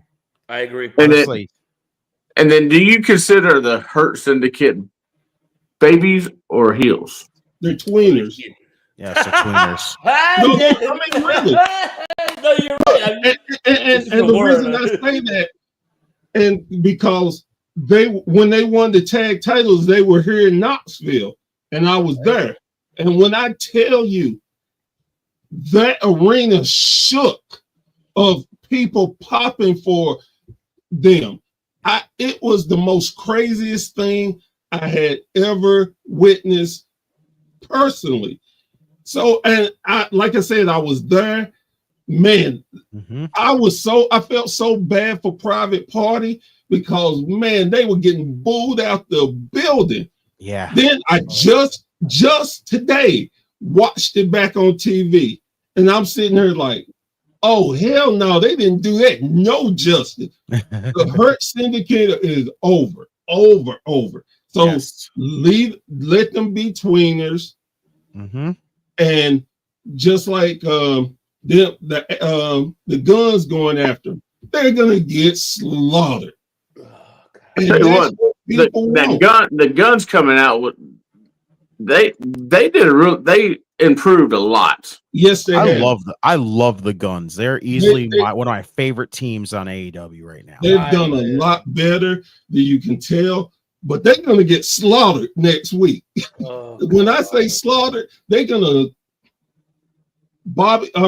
between Shelton throwing them out, suplexing them everywhere, and Bobby running through them 6-7 times, they are going to hold those titles and dominate for quite a while. Yeah, I good luck to anybody trying to take them tag team titles off for them. Just like let Lance Oid and Brian Cage. Yeah, let them come. They'll find out. And here's the best part about it. They tell you before they hurt people. That's what they're gonna do. I'm with you. I love the gimmick. I have nothing wrong with the gimmick. The only thing I digress about, and these two gentlemen have heard me before. It just I just like, fuck man, come on. This is like, I don't want this to be a WCW 2.0. I'm just sick and tired of just former stars coming here, taking the belts like that right away. You're gonna tell me that Private Party was not booked properly of their title run? They were just a transitional hell no, champion. they were not. It's horrible. That's why I get upset with Tony Khan. Why I say you're bullshit, Tony Khan. It's like, you gotta book them right. Book them the way they need to be put over. And have your homegrown talent over. But here's the kicker to it, though. Okay. They won the titles off the Young Bucks. Nobody expected that. Let's be real, they didn't. And when they got them, instead of having defend the titles, they just partied. It was like, we got the titles. We made it on top. We don't have to do nothing else. Right. They had 3 defenses, and all 3 to me were, really? Yeah. When you're I thought they were going to lose them in that 4-way match. right. When the crowd is not into you as champions, you do nothing as a champion to make me invested in you. My whole thing was like, okay, how long we got to wait before they take the titles off of them? I'll just flat out say it the whole time. I think they dropped the ball on Private Party from the start. From from the first year that they freaking entered the company. Like, as the minute they beat the Young Bucks in that tag team title tournament, they were over like crazy. And from there was no capitalizing on anything. They basically just let them fall and let them sink down lower and lower in the entirety of the roster, to the point where it's just, oh, we team with Matt Hardy for a little bit and we'll just have them float around with each other. And Mark Quinn will go out with an injury for over a year. Like, they got no anything after one big, huge moment that could have gotten them continuous, like right up there where everybody would have been behind Private Party the entire time. They waited 4 years to finally go, hey, remember when Private Party was really popular? We should try to do something with them again. And it's like, why? Why did you wait? Why did you not keep that going from year 1? Well, everybody can't be the Acclaim, because the Acclaim, when they got hot and people really started enjoying it, they were smart and put the titles on them then. Mm-hmm. And they got over, and I guess, and one of the biggest issues is tag team wrestling used to be the main thing of AEW. Mm-hmm. The last year, it sucked. Let's just be real. They have not been when we can sit here and say WWE tag team division is better than AEW, and WWE's is not that great. That's saying a lot. Yeah. So I don't have a problem with them giving it, because here's another thing. You are giving Bobby something to do before he goes into the world title division.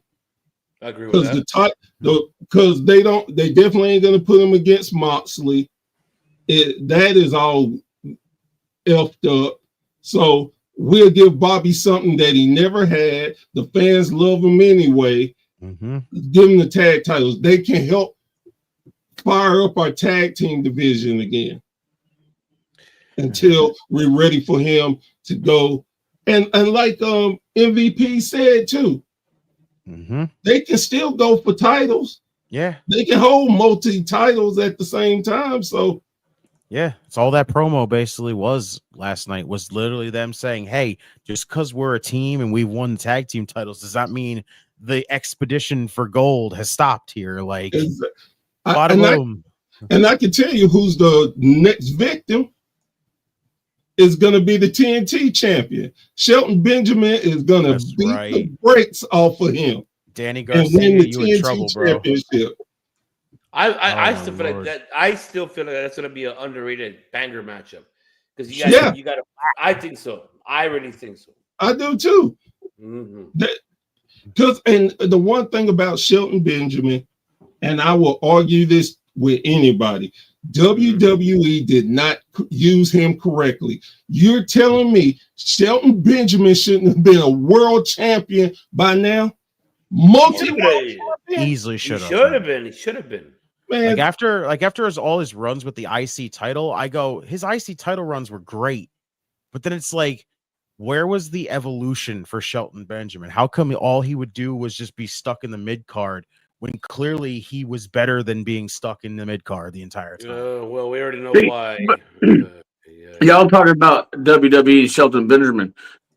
They're supposed to build Shelton Benjamin up to be this badass, but he flopped in that Continental Classic tournament. That was a situation where there was no way Shelton was going to make it that far. Exactly, because the tournament, this year's tournament was all about Okada to make him get that tie of tournaments, make him the king of tournaments. Yep, I agree with that. And again, I didn't have a problem with that because I love Okada. I love his style. I even love the simple bitch. Hit it for him. I got this. Bitch. This is why we now christened him the hashtag bitch maker now. Yeah. And the only other thing that confused me about it, like I said, I love AEW. I'm looking forward to next week. Is that why did they have Caster and Hangman interrupt MJF? Now, I mean, they played his music. They played Hangman's music. It was basically to get to tease the MJF Hangman match. And that was yes, because it's coming. Yes. Yeah. Before that's all it is for. So that's why they didn't draw out the Dustin and MJF storyline maybe another week. But they're facing each other next week. Well, that was quick. Yeah. Yeah, well, Dustin. I mean, honestly, they didn't have nothing else going on with Dustin. I mean, honestly, it's like, hey, you can go take we're gonna be in Austin. You're gonna take that loss against MJF, and it keeps that storyline of Hangman turning back to the light, if you will. So it's a tease, it's a storyline, because I tell you, it'd be MJF versus Hangman at Revolution. Now that I'm excited for. The one thing I'm not excited for is MJF fucking around with the senior citizens. Like, I would pass on that completely. Help me understand. Why are we getting Hangman and MJF? Why? Because they are trying to build the story of Hangman coming back to his senses and being a good guy. Yes, he's no longer, he's starting to lose it. Like, think about what he's done so far. Look at the thing, even though he said he didn't, he showed a little remorse of what he did. Right? He showed a little remorse during his whole thing with Daniels. I know we're off topic, but so GETCHO, our boy Justice asking you a question, Professor. Right behind you, is that a PS1 behind you? Yes, it is. Let's go. There you go. I got PS1, 2, 3, 4, 5, Xbox 360, Xbox One, talking about Super Nintendo, regular Nintendo, Nintendo 64. I got I have the Master System. I have Sega Genesis. I got Sega CD. I got Dreamcast. I got the Saturn. I'm a collector of video game systems. Let me got my Atari too, and my Nintendo. I mean my ColecoVision. Oh my god! I want you to know I'm hitting this just for this. Shout out to Classic Game Systems. That's all I can say. My father bought me my ColecoVision when I want to say it was 8 or 9. I still got it, and the system still works. I'm a classic video game junkie. Well, hey, I'll come over. I'll come over this Sunday. We can play Tecmo Bowl instead of watch the Super Bowl. Hey, I'm with it. I'm so with it because it'd be more exciting. This is no lie. I've been zooming on you. Pause. Check your stuff in the background. That's awesome, man. That's what I'm talking about. That is what I'm talking about. Hell Matter of fact, this is my new game haul I got. I paid nothing for. I got all these games free. That's awesome, man. That is so awesome. That's so dope. And over here, you can't see it all, but here's most of my video games, and I had to move some stuff and put some over here too. So, oh my god! And I'm trying to collect every wrestling game ever made. I'm on a manhunt for them. You gotta get the one from Amazing. Japan. I forgot. What Yes. Which one? You know what I'm talking about?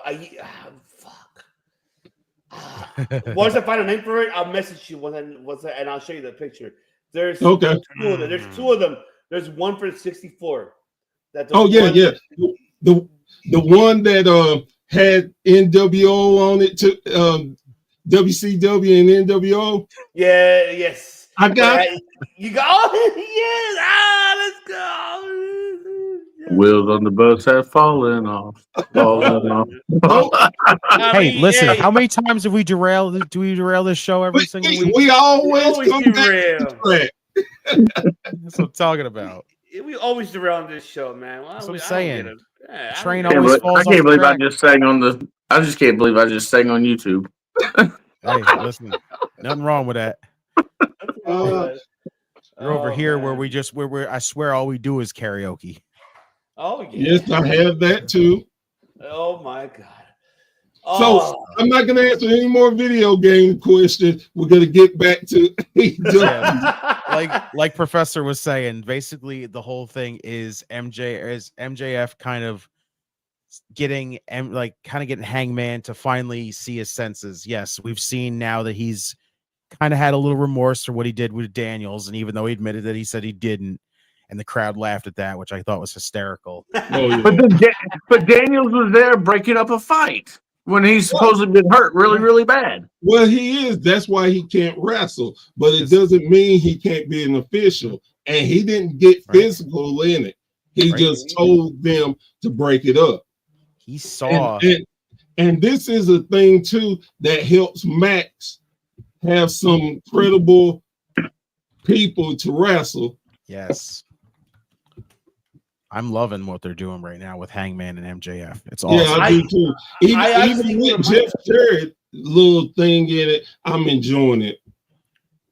The Jarrett stuff I'll pass on. I don't really care for that. Okay, but okay. All right. Now that what I saw on Dynamite with Hangman situation, it kind of makes sense now where they're going with this. So I'm with you. I'm not saying you're wrong, Redeemer, about of course, Jeff Jarrett, I know. Sometimes I'm not hating on Jarrett. It just is a story. It's just like with MGF. It for me, just feels so boring. I'm sorry. I am sorry. People that Jeff Jarrett fans, I'm sorry, but I'm just saying. I agree. But it is sometimes you. When you have something boring, you can make something fabulous come out of it. And the thing is with Jarrett's not going to win the title, but it's the chase of going for the title. And people are going to be so sympathetic for him that, and Max is going to kill him. No doubt in my mind. Oh, yeah. So it's that little draw. It's that little draw. And you can, in this type of story, you don't have to continuously talk about it. You can have a break from it, then come back to it. Because Jarrett was like, I'm still going for the championship. I'm not going to let it. And then here come Max again. Shutting them down. Exactly. I mean, can you think they could do it the next week? Can you think it could develop from there for Hangman? Because I mean, okay, let me remind me, both of you guys. Is Hangman from Texas or no? Where's he from? No, he's from Virginia. Virginia, right? But his gimmick basically is almost like a Texan cowboy, right? Yeah, yeah. Okay, so then you have Jeff Jarrett, who claims himself to be the outlaw, the last outlaw of professional wrestling. You know, that's what he says, correct? Right. So, and then, of course, he's from Nashville, Tennessee, of course. But his gimmick's always been also like the cowboy gimmick. So it's like Jarrett is kind of to be the one. It feels that we are going to get the Hangman and MGF at Revolution, how Stephen was saying in the chat. I feel we are going to get that. I see it coming, and I think you're right. This is going to be the one transitioning Hangman to become that turn back to face again, but to make him still have that same aggressive gimmick character he has, right? But be more of the face side more than the heel side. Right. So I can see that, and I think that story between them two will fit heading into Revolution. And what better way to have MJF to put Hangman over again to head to the right direction of getting everybody saying cowboy shit, like getting everybody back again at it. Because let's be realistic here. There is nothing. There's a flat. It's no stories that for those talent, for MJF, before this one right now. There's nothing. What fucked it up was really, honestly, was the Adam Cole situation. He waited too long. They should have had him doing something different, which they did, right? But they went back to it, and that's where they kind of fucked up. I think they should have just moved forward of that because it derailed a lot of things, and that's one thing Tony Khan needs to have to get an understanding of. You can't hold back the story too long in order to you feel like the moment is not gonna die. Like it will. Like But that's the part I was telling you about. Right. The injury screwed that whole storyline up. I agree. True. And guys getting hurt and people having to go away. So you got to try to throw something and stick. He wanted to have that story complete. And I get it because they had put so much time in it. But people at this point was like, man, we don't care. We just really don't. But he's like, let's have a final conclusion. And we're now done. And now we can go on to something else. Because just like Adam Cole, man, look where Adam Cole is sitting now. Just nobody cares. Nobody cares about the group. It's just, hey, we'll throw y'all in 6-man action, and eventually we'll have one of y'all take on the Death Riders for the 6-man championships, which to be honest, I had forgot they even had it. Oh my God, right? I mean, I sat down one day, legitimately, smoke coming out of my brain, trying, who is the tag? Did they retire the titles? Yeah, who's the trios champion? It's I was about to call Pop Nakamura. Yeah, it's Claudio and Wheeler Yuta. They hadn't defended the title since like November, I think. Oh my God! And they don't come out with the titles. Exactly, because they're more concerned about protecting Moxley. No, get those titles off of them. Actually, go back, look at Moxley's interview with his wife. He explains he explains to her why he doesn't come with the belt. His explanation is that why would he come out with the belt for? We are the champions. We are as human beings as the champion. When you see us, we're shattered by gold. We're pretty much saying that we're the gold. Right. Here you see us. Like we don't need a belt to hold on. But I'm like, are you fucking kidding me? Like you really fucking said that on your fucking promo. Like I'm just like, God, like Moxley. You're telling everybody enjoy the ride. What fucking ride? It's let me just fucking hit it. I just gotta hit it. So you're saying all 4 titles in that little bitty briefcase? That's it. Like what the really gonna tell me that? Yes, I'm a champion, but I don't have a belt. I'm like, hold on. What? Huh? This is whack. I can't get jiggy with this shit.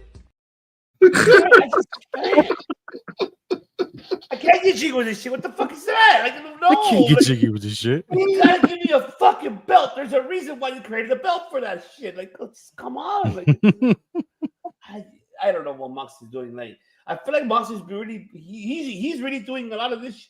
I just feel like this is how I feel. Griff Garrison. Oh, who the fuck is Griff Garrison? This is Griff Garrison. You don't think that someone's gonna be like, oh yeah, like, here's John Moxley, he's a world champion. Who the fuck is this guy? I don't see a belt. It's like, come on, like I don't know. They went off the cliff and just can't come back from it. That's yeah, right. It's like how Steven said, Bonanza TV team. That's right. That's the one good thing, though, I think they did this week, though, is again, look at the past few weeks so far with the Death Rider stuff. We've gotten like nonstop, like multiple segments. This week they stuck to one. There was a brawl, and then and then it ended in the ring, and that was it. There was a challenge thrown out and a tag team match made official, and that was it. There was no more backstage interviews. There was no more this. There was no more like Wheeler Yuta fighting a match because, you know, he's all of a sudden a Death Rider cuck because he's just, these guys are going to treat me like shit. I'm going to hang out with them more. Like, the fuck is wrong with you, Wheeler? Like, why? But you know what? Another thing, too, to add on what you're saying, Redeemer, is that because we have, what is Revolution? It's March 9th, right? It's a Sunday, March 9th. Yes. So now, if you notice, now they're starting to kind of build stories heading to that. Besides Grand Slam that we have the following weekend, right? Because on this Dynamite show, we noticed one thing. Now we're seeing more of the anticipation. Besides the MJF Hangman, we're now seeing the Christian Cage and Samoa Joe. I actually don't mind that. I'm actually invested in that. Because you know these are former two TNA alumnis. They had their, you know, during the NWA TNA era, they did tremendously great. You know, this is something that they can bring back. I wouldn't mind seeing that between them two. I know. Christian Cage, I'm sorry, but I know right now, stop carrying that fucking briefcase because that whatever the fuck is called, I don't know what the hell it is. Just stop. Clipboard. You know, yeah, the clipboard, like it seems like you're making. What are you making a list of? It just carries, you know, fuck, man. When did he? Do y'all know when he got that? And is there a time limit on that? No, there isn't. He got it at All In. There is no like limit to it. Yes, Christian Cage, you got to figure this out. Go fuck yourself. I know. You're telling me to go fuck. I have to say this. I love the gimmick. It's been funny. It's just typical Christian type of storyline. I love it. But I don't play about certain things. And my father is one of them. If I ever saw Christian face to face and he made any kind of reference about my father, I would punch the shit out of him. Yes, baby. Hell yeah, that's supposed to be. And you know what, Professor? Professor is saying it right. He's just like, if shit happens, I'm gonna be like, look, I don't care. I don't care. See, when he started talking about Nick Wayne's dead father, that just reminded me back when I first saw MJF in MLW when he was fighting with the Von Erich brothers, saying, "I wish you were. I won't beat y'all so bad you're gonna wish you were dead like the rest of your family." Yeah. Oh my god. I mean that's what drew me into MJF was that promo against Ross and Marshall Von Erich.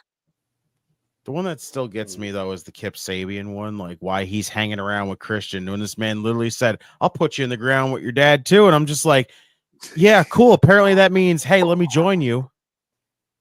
Like what? Nobody has the better line of MJF talking to Brian Pillman Jr. He said, "I'm gonna talk to your dad." Oh my god! Hey, Mr. I'm sorry. Hey. Oh my god. Yeah,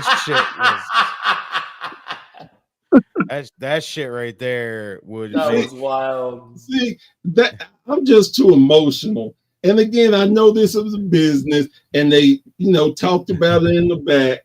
But yeah, I'm gonna make people think this fool done snapped. He's trying to choke him out. Yes, that segment still makes people go. Oh, while we're talking about this, how do y'all feel about the Jarrett MJF promo where Jarrett was talking about MJF's mother and his dad? What do y'all think about that? Honestly, I might have missed that one. It felt like Jarrett reaching because, like, it felt like he was like, I have to, if I'm going to have to try to hang in there with MJF on the stick, I got to go his level. And I'm like, it don't work for you that way, Jarrett. You can't go that way. It just doesn't work for you. That's MJF's like go-to thing, and it always works. And then Jarrett's just over here going, yeah, like basically talking about like Alicia Fatu, like freaking Alicia too, and freaking like I was like, no, you need to like this is not Jarrett. I don't think I've ever seen Jarrett cut a promo where he went that low for anything. Like the only thing I've ever seen Jarrett always come up with is like these weird, like look at every promo he's had so far with him and MJF, where it was just basically like, remember back in the day when I was a world champion, and I'm just like, the hell is that supposed to do against MJF right now? This man's digging into you, like literally ripping you apart, and you're just like, remember back in like 74 when I was a world champ? I'm like, Jarrett, shut up and fucking like say something to this man. Myself personally, I was okay with Jarrett going low with MJF because he had some funny lines in there. I think more people were just shocked that it came out of Jarrett's mouth, probably because Jarrett hadn't talked like that. But Jarrett has a streak where he has went low on people. So right. Like I said, personally, I enjoyed it. I couldn't believe how many people were dogging him. I'm like, MJF talks about people's family, everything. And y'all mad at He does do that. Yep.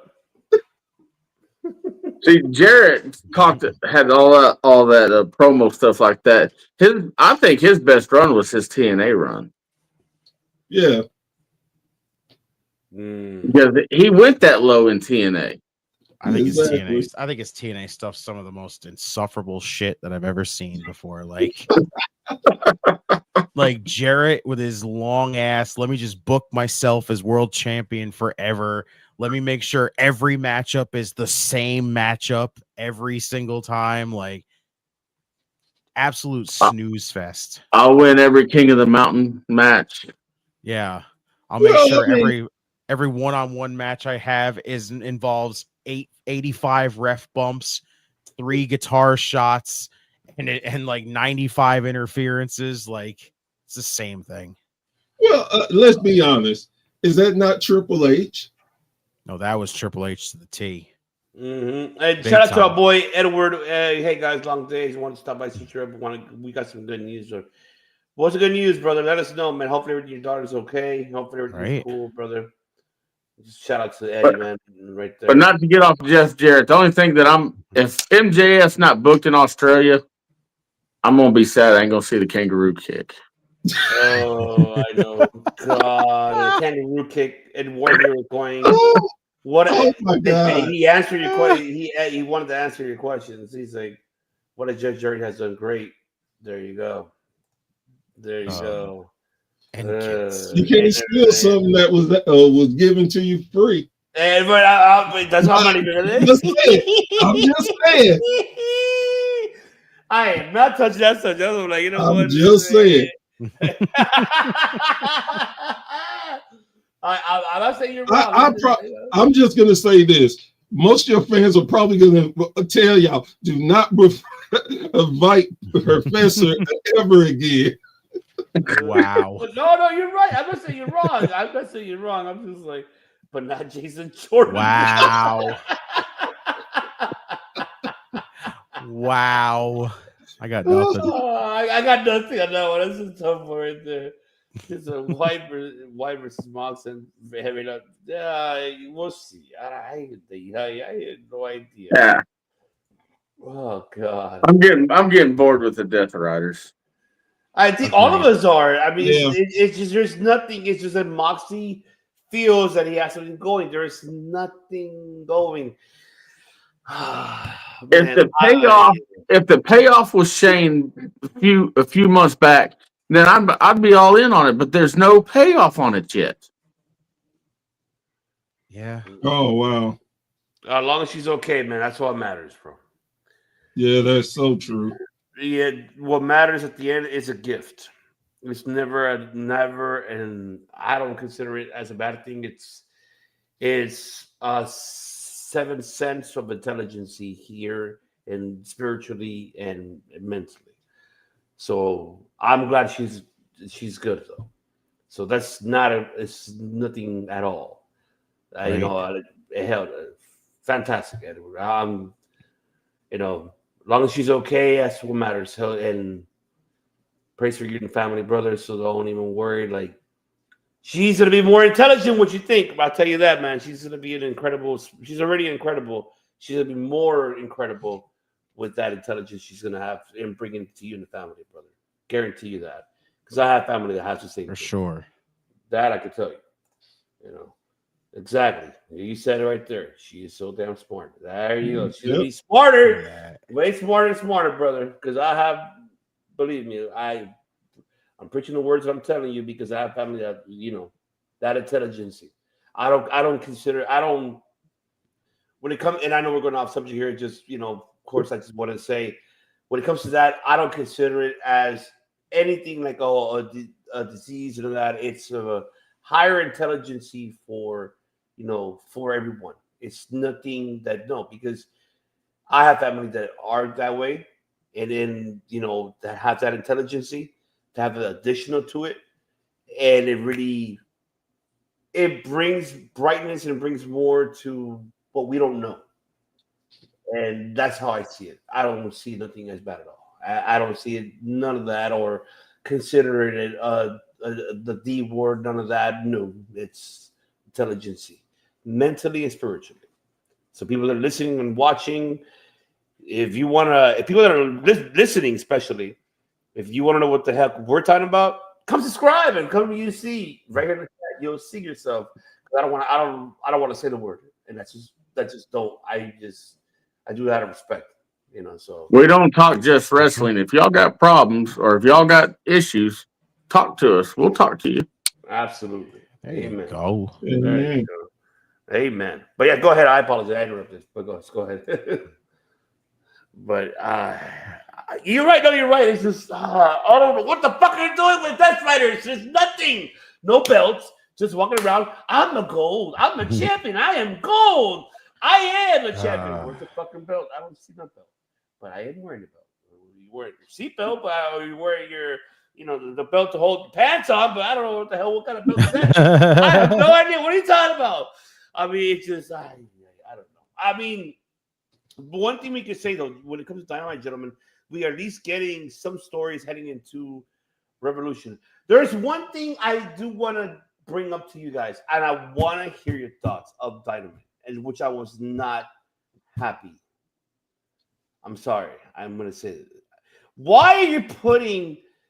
You gave them the fucking badass promos, and yet you make them lose to fucking Konosuke Takashita and Cal Fletcher. Why are you putting the Hellhounds in this tag team matchup? You promoted them. You're having them hype up. Why didn't you book them differently, not against this, and knowing that Fletcher and Konosuke going to Grand Slam? What? That's exactly why. That's exactly why they lost.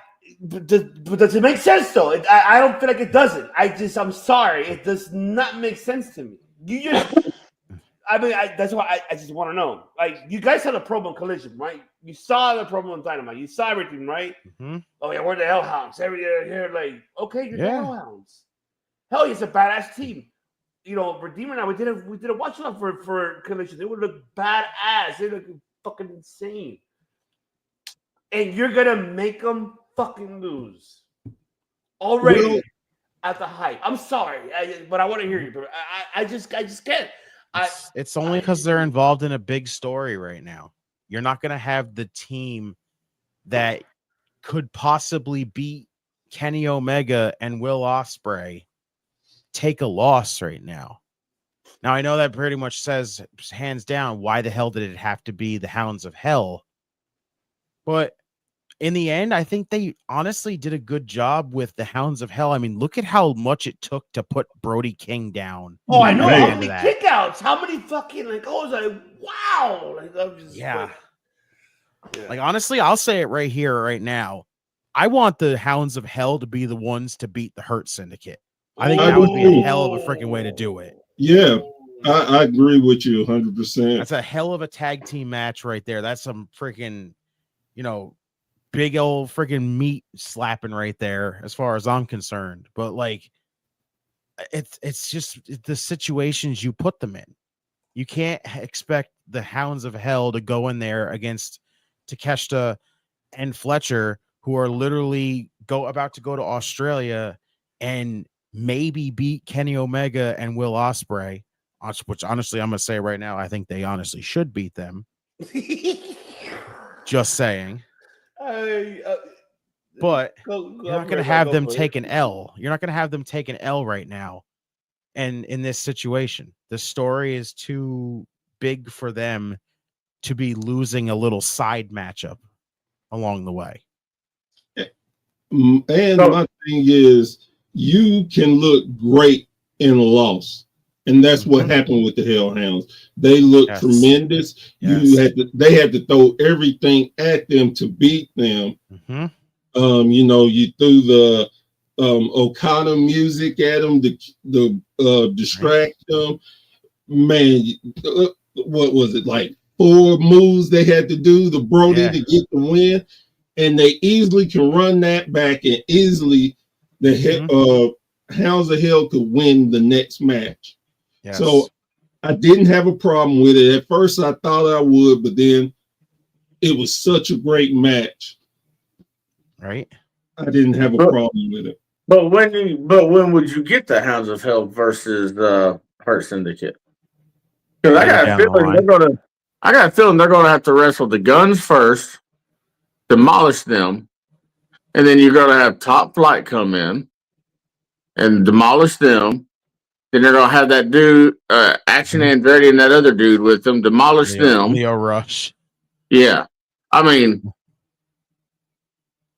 they're gonna face all of these little bitty guys, and there's not gonna be any competition for them. Oh man, they fought hard for that win.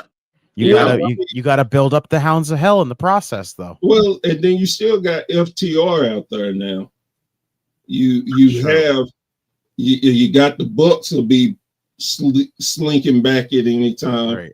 So you have tag teams that they can build up, because the Hounds of Hell and the Hurt Syndicate ain't gonna meet for a while. Right there, I like what Ed said. Hounds of Hell win the tag titles over the summer. That'd be awesome. It's perfect. It gives you time to build them up more as a team. Can they build them up for the all in Texas? Yeah, that could. It could.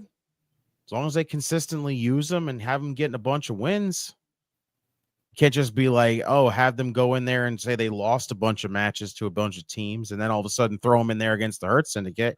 Because nobody's going to believe they're the new number one contenders after they lost 17 times. Right? It's just got to be this from here on out till whenever that matchup happens. It's got to be the building of the Hounds of Hell. That is how it's got to be. I agree. It should be that way, and I know it's just like I hear you guys. I know that, and I hear what you said. It's just like for me, I feel like fuck they.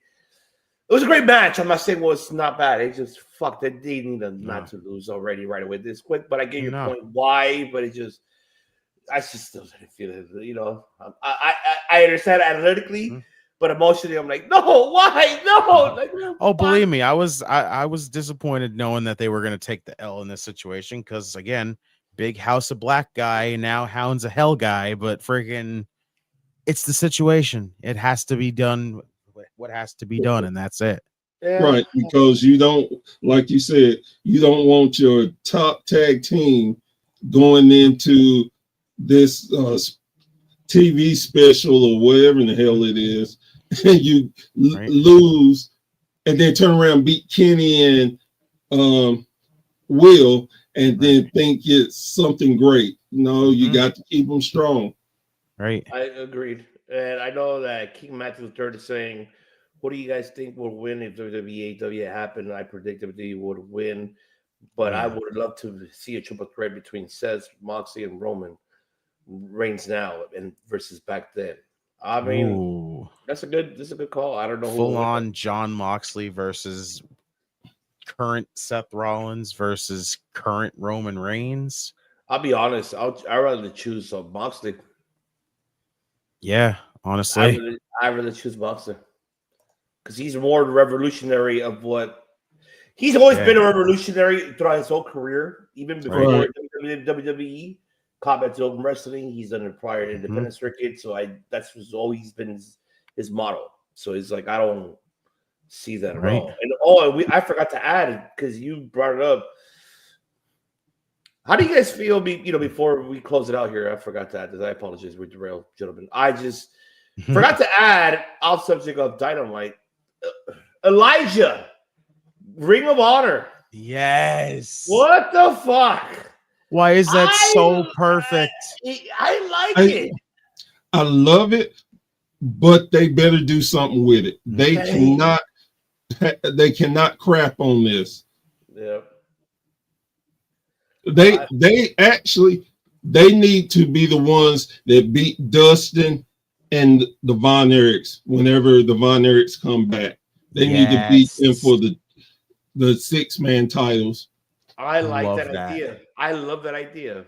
Rusty, how do you feel about Elijah? Not Elias, Elijah. I mean, I don't watch Ring of Honor all that much, so I mean, I only see them when they're on AEW.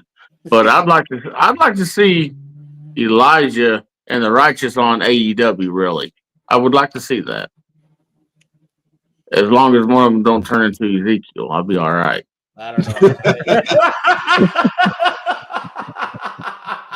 I'm not gonna lie, if Elijah casually just drops out that, like, hey, like the fact that I have a brother named Ezekiel, right? Like, I'm gonna fucking laugh my ass off, though. I mean, at least they're keeping him with the guitar gimmick and the carrying it, and I wonder if he's gonna play their music coming to the ring, strumming his guitar, and getting interrupted. Oh yeah. That'd be hysterical. Booker T would say, "Oh yeah, man! Oh yeah, oh yeah, man!" But the Righteous, with them wearing all white, I mean, it just brings me back to them trying to be the Righteous censor. It's like that movie Midsummer, basically. It's that weird cult.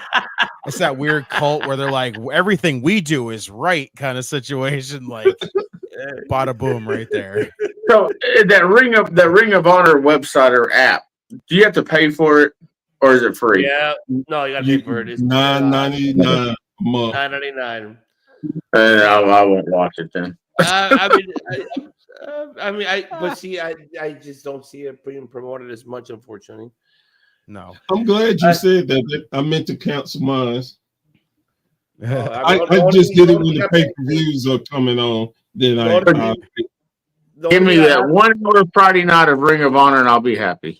The only thing I want, the only thing I have is really New Japan World. That's the only thing I have. New Japan World, and of course HBO Max. I have that, but that's a whole, But man, I'm excited for it now. For sure. Now, this is what we're happening Saturday. We may be doing a watch along for this because actually I'm intrigued of seeing this freaking preview for Collision. You have Harley Cameron with her puppet, doing a concert. I don't know what the fuck. Fucking love her. She is so much. She's so funny. She has gotten over in the past few weeks. Yes, she has. First win. I'm happy for her. She got her first win. I'm so Remember, she's the woman with the tipping point, Hey, I tell you what. I mean, I know she sang on AEW where she had that high-pitched voice and blah, blah, blah. She's got the music video with Scarlett and Shotzi. And all that's filtered through music. But there's a clip where she sings with Jericho on the Jericho Cruise. That girl can sing. Oh, yeah. She can. Oh, yeah, she could. Phenomenal. Oh, yeah, man. Oh yeah, man. You know, and Edward saying when they're dealing with Max, AEW is supposed to be having library ups on there. I hope they have their pay-per-views. no They water, are. no They vegetables, are- just meat. It's just meat. They are gonna have it, but they're gonna have a price for that, Edward. I will find out soon when Revolution is heading to that place. And I just hope they let Harley Cameron beat Mercedes for that I hope TBS so. championship. That will be an epic fucking night for her, like her beating Monet. Let's say even in a singles match with no title. I think it will be epic for her. I think it will be great for her. Save Then it we for have a long-term story kind of situation where absolutely, I agree. And then with Big Bill, one other thing before you do that, I can't believe Big Bill said he's the best big man in AEW. Oh, yeah, I don't know. I'm gonna tell you right now, I enjoy the shit out of the stuff him and Powerhouse Hobbs are doing right now. Oh yeah. As much as I don't give a damn about Chris Jericho and I want him to get the hell off my TV screen every freaking week, give me more of just Big Bill and freaking Powerhouse Hobbs beating up security and beating up each other. I'm with it all the way. I just say this. If Jericho being the ROH champion gets them a TV deal, I would suffer through all of it to get ROH to get a damn TV deal. I just want them a TV deal so I can watch their stuff, because the best thing in wrestling is on ROH, and it's the women's forever champion. Shouts to Athena. Oh yeah. That's who needs to be on. That's who needs to be on the AEW. That's the one who needs to dethrone Mercedes Monet is her. She needs to do it. And I think she'll be put over very great if she's the one to dethrone Monet for that TBS title. I think Who, Athena? Oh yeah. Oh yeah. But wouldn't you think that'd be a step down for her to win the TBS title? Or would she carry both of them? Both of them. No. I look at it. She could drop the ROH title and come in, just immediately take the one off of Monet. Oh yeah. Honestly, if you're gonna move her to AEW, I'd say she needs to drop the ROH women's title. She's had that for so long, and again, the story still should be is Billy Starks beating her for the championship. Right, I agree. 1000%. I agree 100%. Which then moves Athena up to AEW, and then have her dethrone Mercedes, or like I said, have Harley dethrone her, because honestly, like, why would you not like capitalize on the popularity of Harley Cameron right now? Everyone loves her. So again, she's kind of got a little story going on right here where Mercedes is like, you're nothing, you're a loser, you can't get it done. Yeah, she just got her first win, but it's like Mercedes is still running her down. Like, if she can eventually just rub it in Mercedes' face, where it's not only, hey, I beat you, I can also beat you for the TBS title, and that happens, it's a hell of a story to go about that. Yeah. No, I agree with that. Yeah, they need to have her win. I mean, they found a way to make her the female R-Truth, and it's going over really good. She's Chelsea Green right now, also. Chelsea Green! Love Chelsea. I love Chelsea. She's doing fantastic. I'm so proud of her. So this is what we got on Pledge allegiance to the flag of the United States of Chelsea. I love it. Well, at least she's got little Monet, and we can see, unlike we couldn't see little Jimmy. So right. So we got Mariah May. She's doing a Glamoration exhibition match. We got Bandito versus Brian Keith. Nice. We got Dustin Rhodes in action. We have Mark Briscoe versus Kyle Fletcher. I'm excited to see how that match is going to be. We got to have face-to-face Kazuchika Okada with Buddy Matthews. We have Penelope Ford versus Thunder Rosa. We did see last Saturday it was a challenge, so it was made for this Saturday. And we got the main event, the triple threat trios match. We have the Undisputed Kingdom, versus Garcia and Daddy Magic and Cool Hands. Luke. Cool Hand, and we're gonna make and- Daddy Magic's nipples hard. My nipples hard. I gotta get that clip. That's what I keep forgetting. And then we got Shane Taylor Promotions. So this is what's happening on Saturday, gentlemen. Are you guys are gonna tune in for it? Because it's the weather conditions here in California is raining as hell. So I'm, either way, either I'm doing my own personal thing, I might just do a watch along for this collision because I'm excited to see what the concert's going to be. Somebody tells me that Monet might come over here and probably fuck it up from Mariah Hardy Cameron. So I feel like it's going to happen. I am intrigued of seeing Bandito and Brian Keys. That's for $200,000 also. Oh yeah. Is it really? Yeah, because Jericho talked about, he brought out the wanted poster and said he was a wanted man for $1,000. I mean $100,000, and he told Brian Keith, "You're a bounty hunter, go get him, and I give you an extra 100,000, so 200,000." Okay, I'll give Jericho that one. That's pretty good. All right, I'll give you. He did say that on Dynamite, so I'm excited to see it. I want to see Mark Briscoe and Fletcher, and I do want to see what's going to be the determination of Okada. And so why have we seen the collision been booked better than Dynamite as of late? And I feel like I'm excited for it. Actually, I don't know if you guys see this. Let's just put it this way. It looks like friggin' TNT does not want Collision to be like Rampage in a nutshell. Oh no, they definitely don't.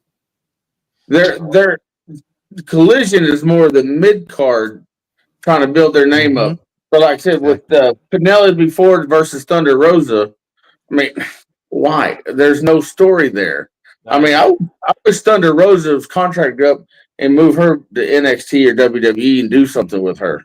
I think with the words of Penta and his brother, they're getting to her.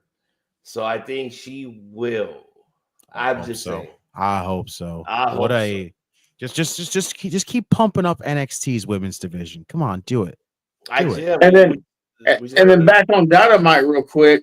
I mean, they built up this Queen Aminata, but then she gets beaten by Tony Storm. That's the same thing Tony always does with everybody, whether it's man or woman. You get a win one week just so you can take a loss the next. That's all it has ever done. Oh, that's right. It's a forever rotating circle. Well, and here's the thing about that too. At least there's no super jobbers as far as your mid card. Right. You have some credibility in saying, "Hey, I beat this person." Yes. That's the way I look at it. But I'm a little biased towards AEW anyway.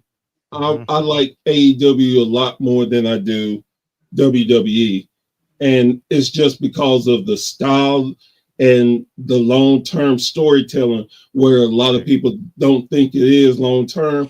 A lot of it is. So that's true. Agreed. That's true. It is true. It is true. So, hey, you guys are excited for Saturday's collision? And if I had thoughts what we could. I mean, just between Mark Briscoe and Kyle Fletcher and this three-way trios match, I'm excited to see the show. Ooh. Definitely want to see Bandito and Keith, Brian Keith. Oh yeah, I'm excited to see that one. So we may do a watch along here for that one Saturday, folks. So make sure I'm with it. That's right. But you already know it's that time. We already gave you, which keep in mind, folks, what we do here on a weekly basis on the flagship show here on Circle Debate, we cover, even though we covered during the week. Monday you got Raw talking with Dom and friends with benefit. You got Tuesday, of course, with the Redeemer and the Man of 1,000 Words, OGK, on Tuesdays covering you NXT. You got Wednesdays here. You got Dynamite Watch Party. And after that, you got a doubleheader from there. You got GETCHO Live. GETCHO Live. Well, Los Papacitos of podcasting. That is, of course, Just and Vincent covering you guys, of course, I love what they did yesterday. They did actually, why'd you do the commercials with, let's say, how you know, who would you put a commercial for food? Like they said about LA Knight going to buffet. You know, shout out to the Heel Turn podcast because they were guests for them. My guys, Izzy and Devin, they were there with them last night and Devin said, "Oh, we could use LA Knight to be like, hey, look at the buffet, like right there. Yeah, you can go get that meat right there. Yeah." And like, I was like, all right. I said in the chat, you can use Kai and Tai, like, oh, like Domino's Pizza, indeed. You can go that with Domino's Pizza, or you can even go with you can go Val Venus with Chipotle. Hello, ladies, you want some Chipotle? Like, you know, you can do some of that. Then you can like shout out to the GETCHO Live, you know, because they always GETCHO podcast. That's the reason why they're part of this family. You got us here on Thursdays. You got tomorrow. We got the SmackDown watch along, folks, with Kayla and of course the Redeemer and Dango, and the Chef. Saturdays, I will possibly be here Saturday for Collision Watch Party, most likely, because I really want to see that card. I'm excited actually to see it. And then Sundays, we're free on Sundays because it's our rest day because we know it's Super Bowl coming up, so we got to make sure that we got our rest. But I want to appreciate everybody that are listening and watching around the world. Shout out to everybody around the world, Japan, you know, South America, everybody else, Venezuela, Mexico, Brazil, you know, Germany, you know, Belgium. Guten Tag, mi geht's dir, das ist gut, ja, gut, y sabes, no eres shit. And so it's también por todo lo español, gracias por todo el apoyo y el soporte que nos ha dado a nosotros aquí en Cerco Debate y en todo con la familia. Le agradecemos a toda la familia que nos está escuchando, todo de Venezuela, de Brasil, de México, de Salvador, donde sea lo que están escuchando ahí en la familia, todos le agradecemos todo por el apoyo y el soporte y síganos soportarnos. Y aquí, amigos, familias aquí que tenemos con nosotros ahora en esta noche y le agradecemos por todo el apoyo. Pero yes, before we close it out here, folks, I want to thank two of our families here. The professor himself, he is a professor, okay? You heard me, professor, right? Yes, you better pay attention. So yes, right. You got to pay attention to the professor right here, and of course, our one of the number one fans here, Rusty, who's also part of WSN as well, for joining us this evening for this incredible debate, which was much of a debate, kind of really, but it was just like, what the hell, you know? But we're on the road to Mania, baby. We're on the road to wherever we're going to because we did the 3 Ds, as I'm going to start calling it now. We dissected, we delivered, and we derailed. That's right. I love that. You know what? I got to make a shirt of that. So remind me. 3 Ds. The 3 Ds of COD. Ooh, I like that. There you go. Like there you go. Hey, watch out. Using 3D. Might get sued. Yeah. Get my boy Blue. Get my boy Blue. Oh, yeah. Just, oh, my brother. Testify. That's right, brother. But before we close it out here, Professor Rusty, I appreciate you gentlemen so much. You know, you guys thank you. Here. You guys are welcome to here anytime. Just let me know, or the Redeemer, more than welcome to. Professor, one more time. Let the people know where they can find you, where they can search you, where they can find WSN. Tell them where they can find Wrestling Society Network. Let them know the website, break it down. The description is also on below, but you let them know yourself, Professor.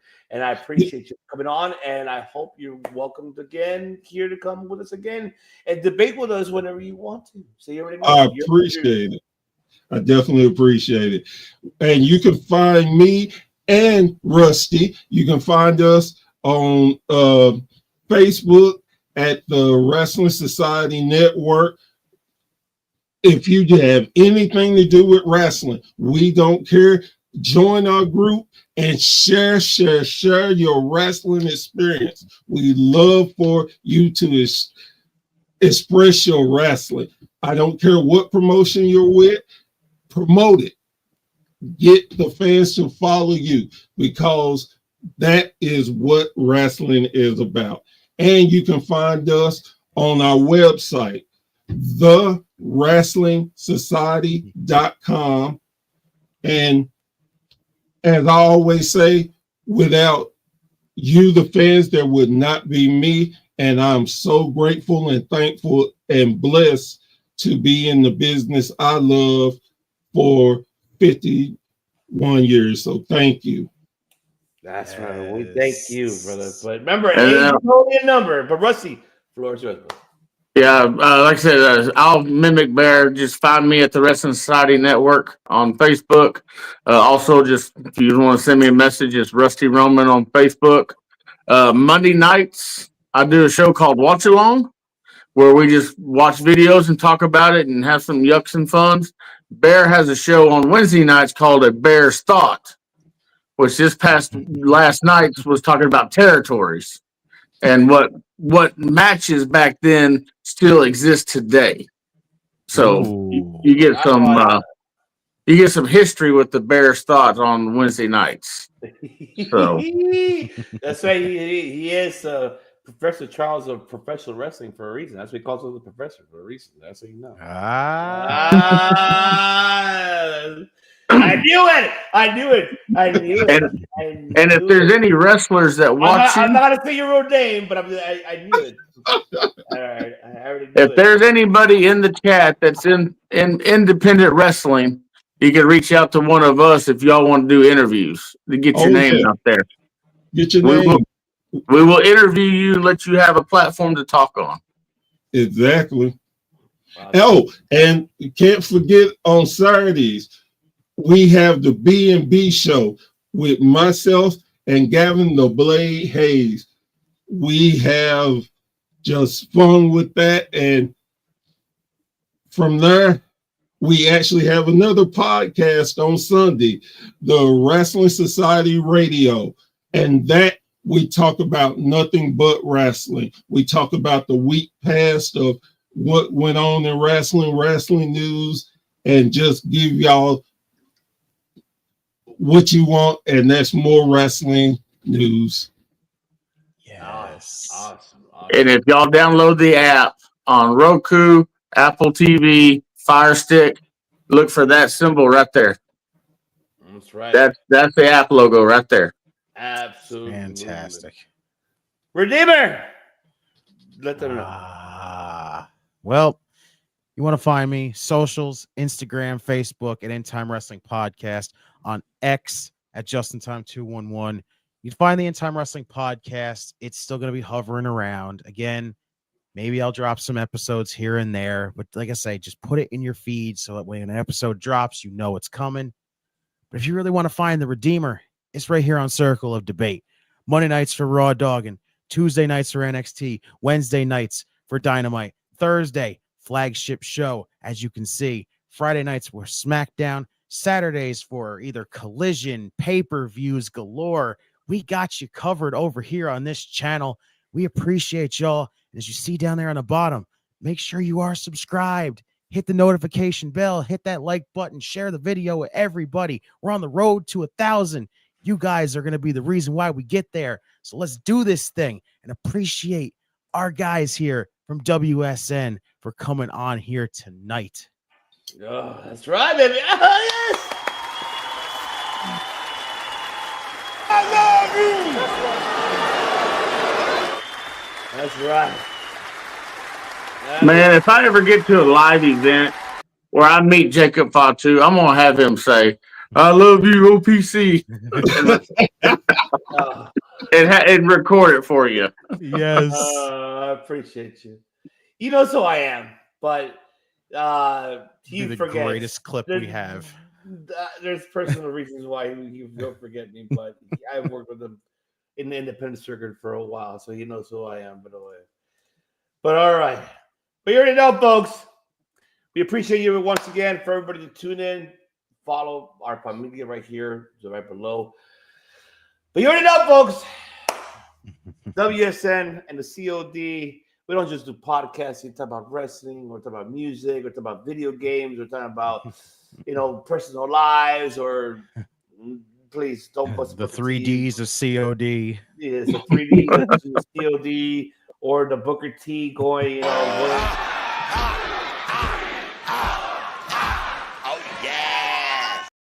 Oh yeah. Or you don't want the Melissa one? Wonderful. I love it. And yes, we are fucking Mark, so you call me a Mark all you want. I don't give a damn. You fucking Mark! So what I am? I don't even know. Thanks, what I Max. I appreciate that. But remember, it's I'll play this and I'm gonna let Redeemer give his word of the day. I'll show y'all how we do in the conglomeration, baby. That's right, because we're about to. The word of the day is society. There you go. That's right, because it's like we're like I'm a dude playing a dude disguised as another dude. In the end, I forgot what dude I was. Yeah, pretty much we didn't forget. Or the Triple H dude doing a dude. Yeah, doing a dude. Because we are fucking glorious. That's right, because we are glorious. That's right.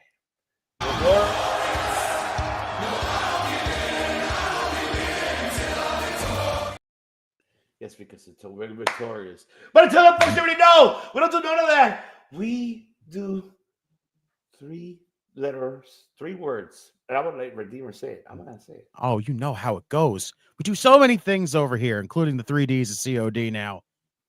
But we do one thing the best, and that's we make history.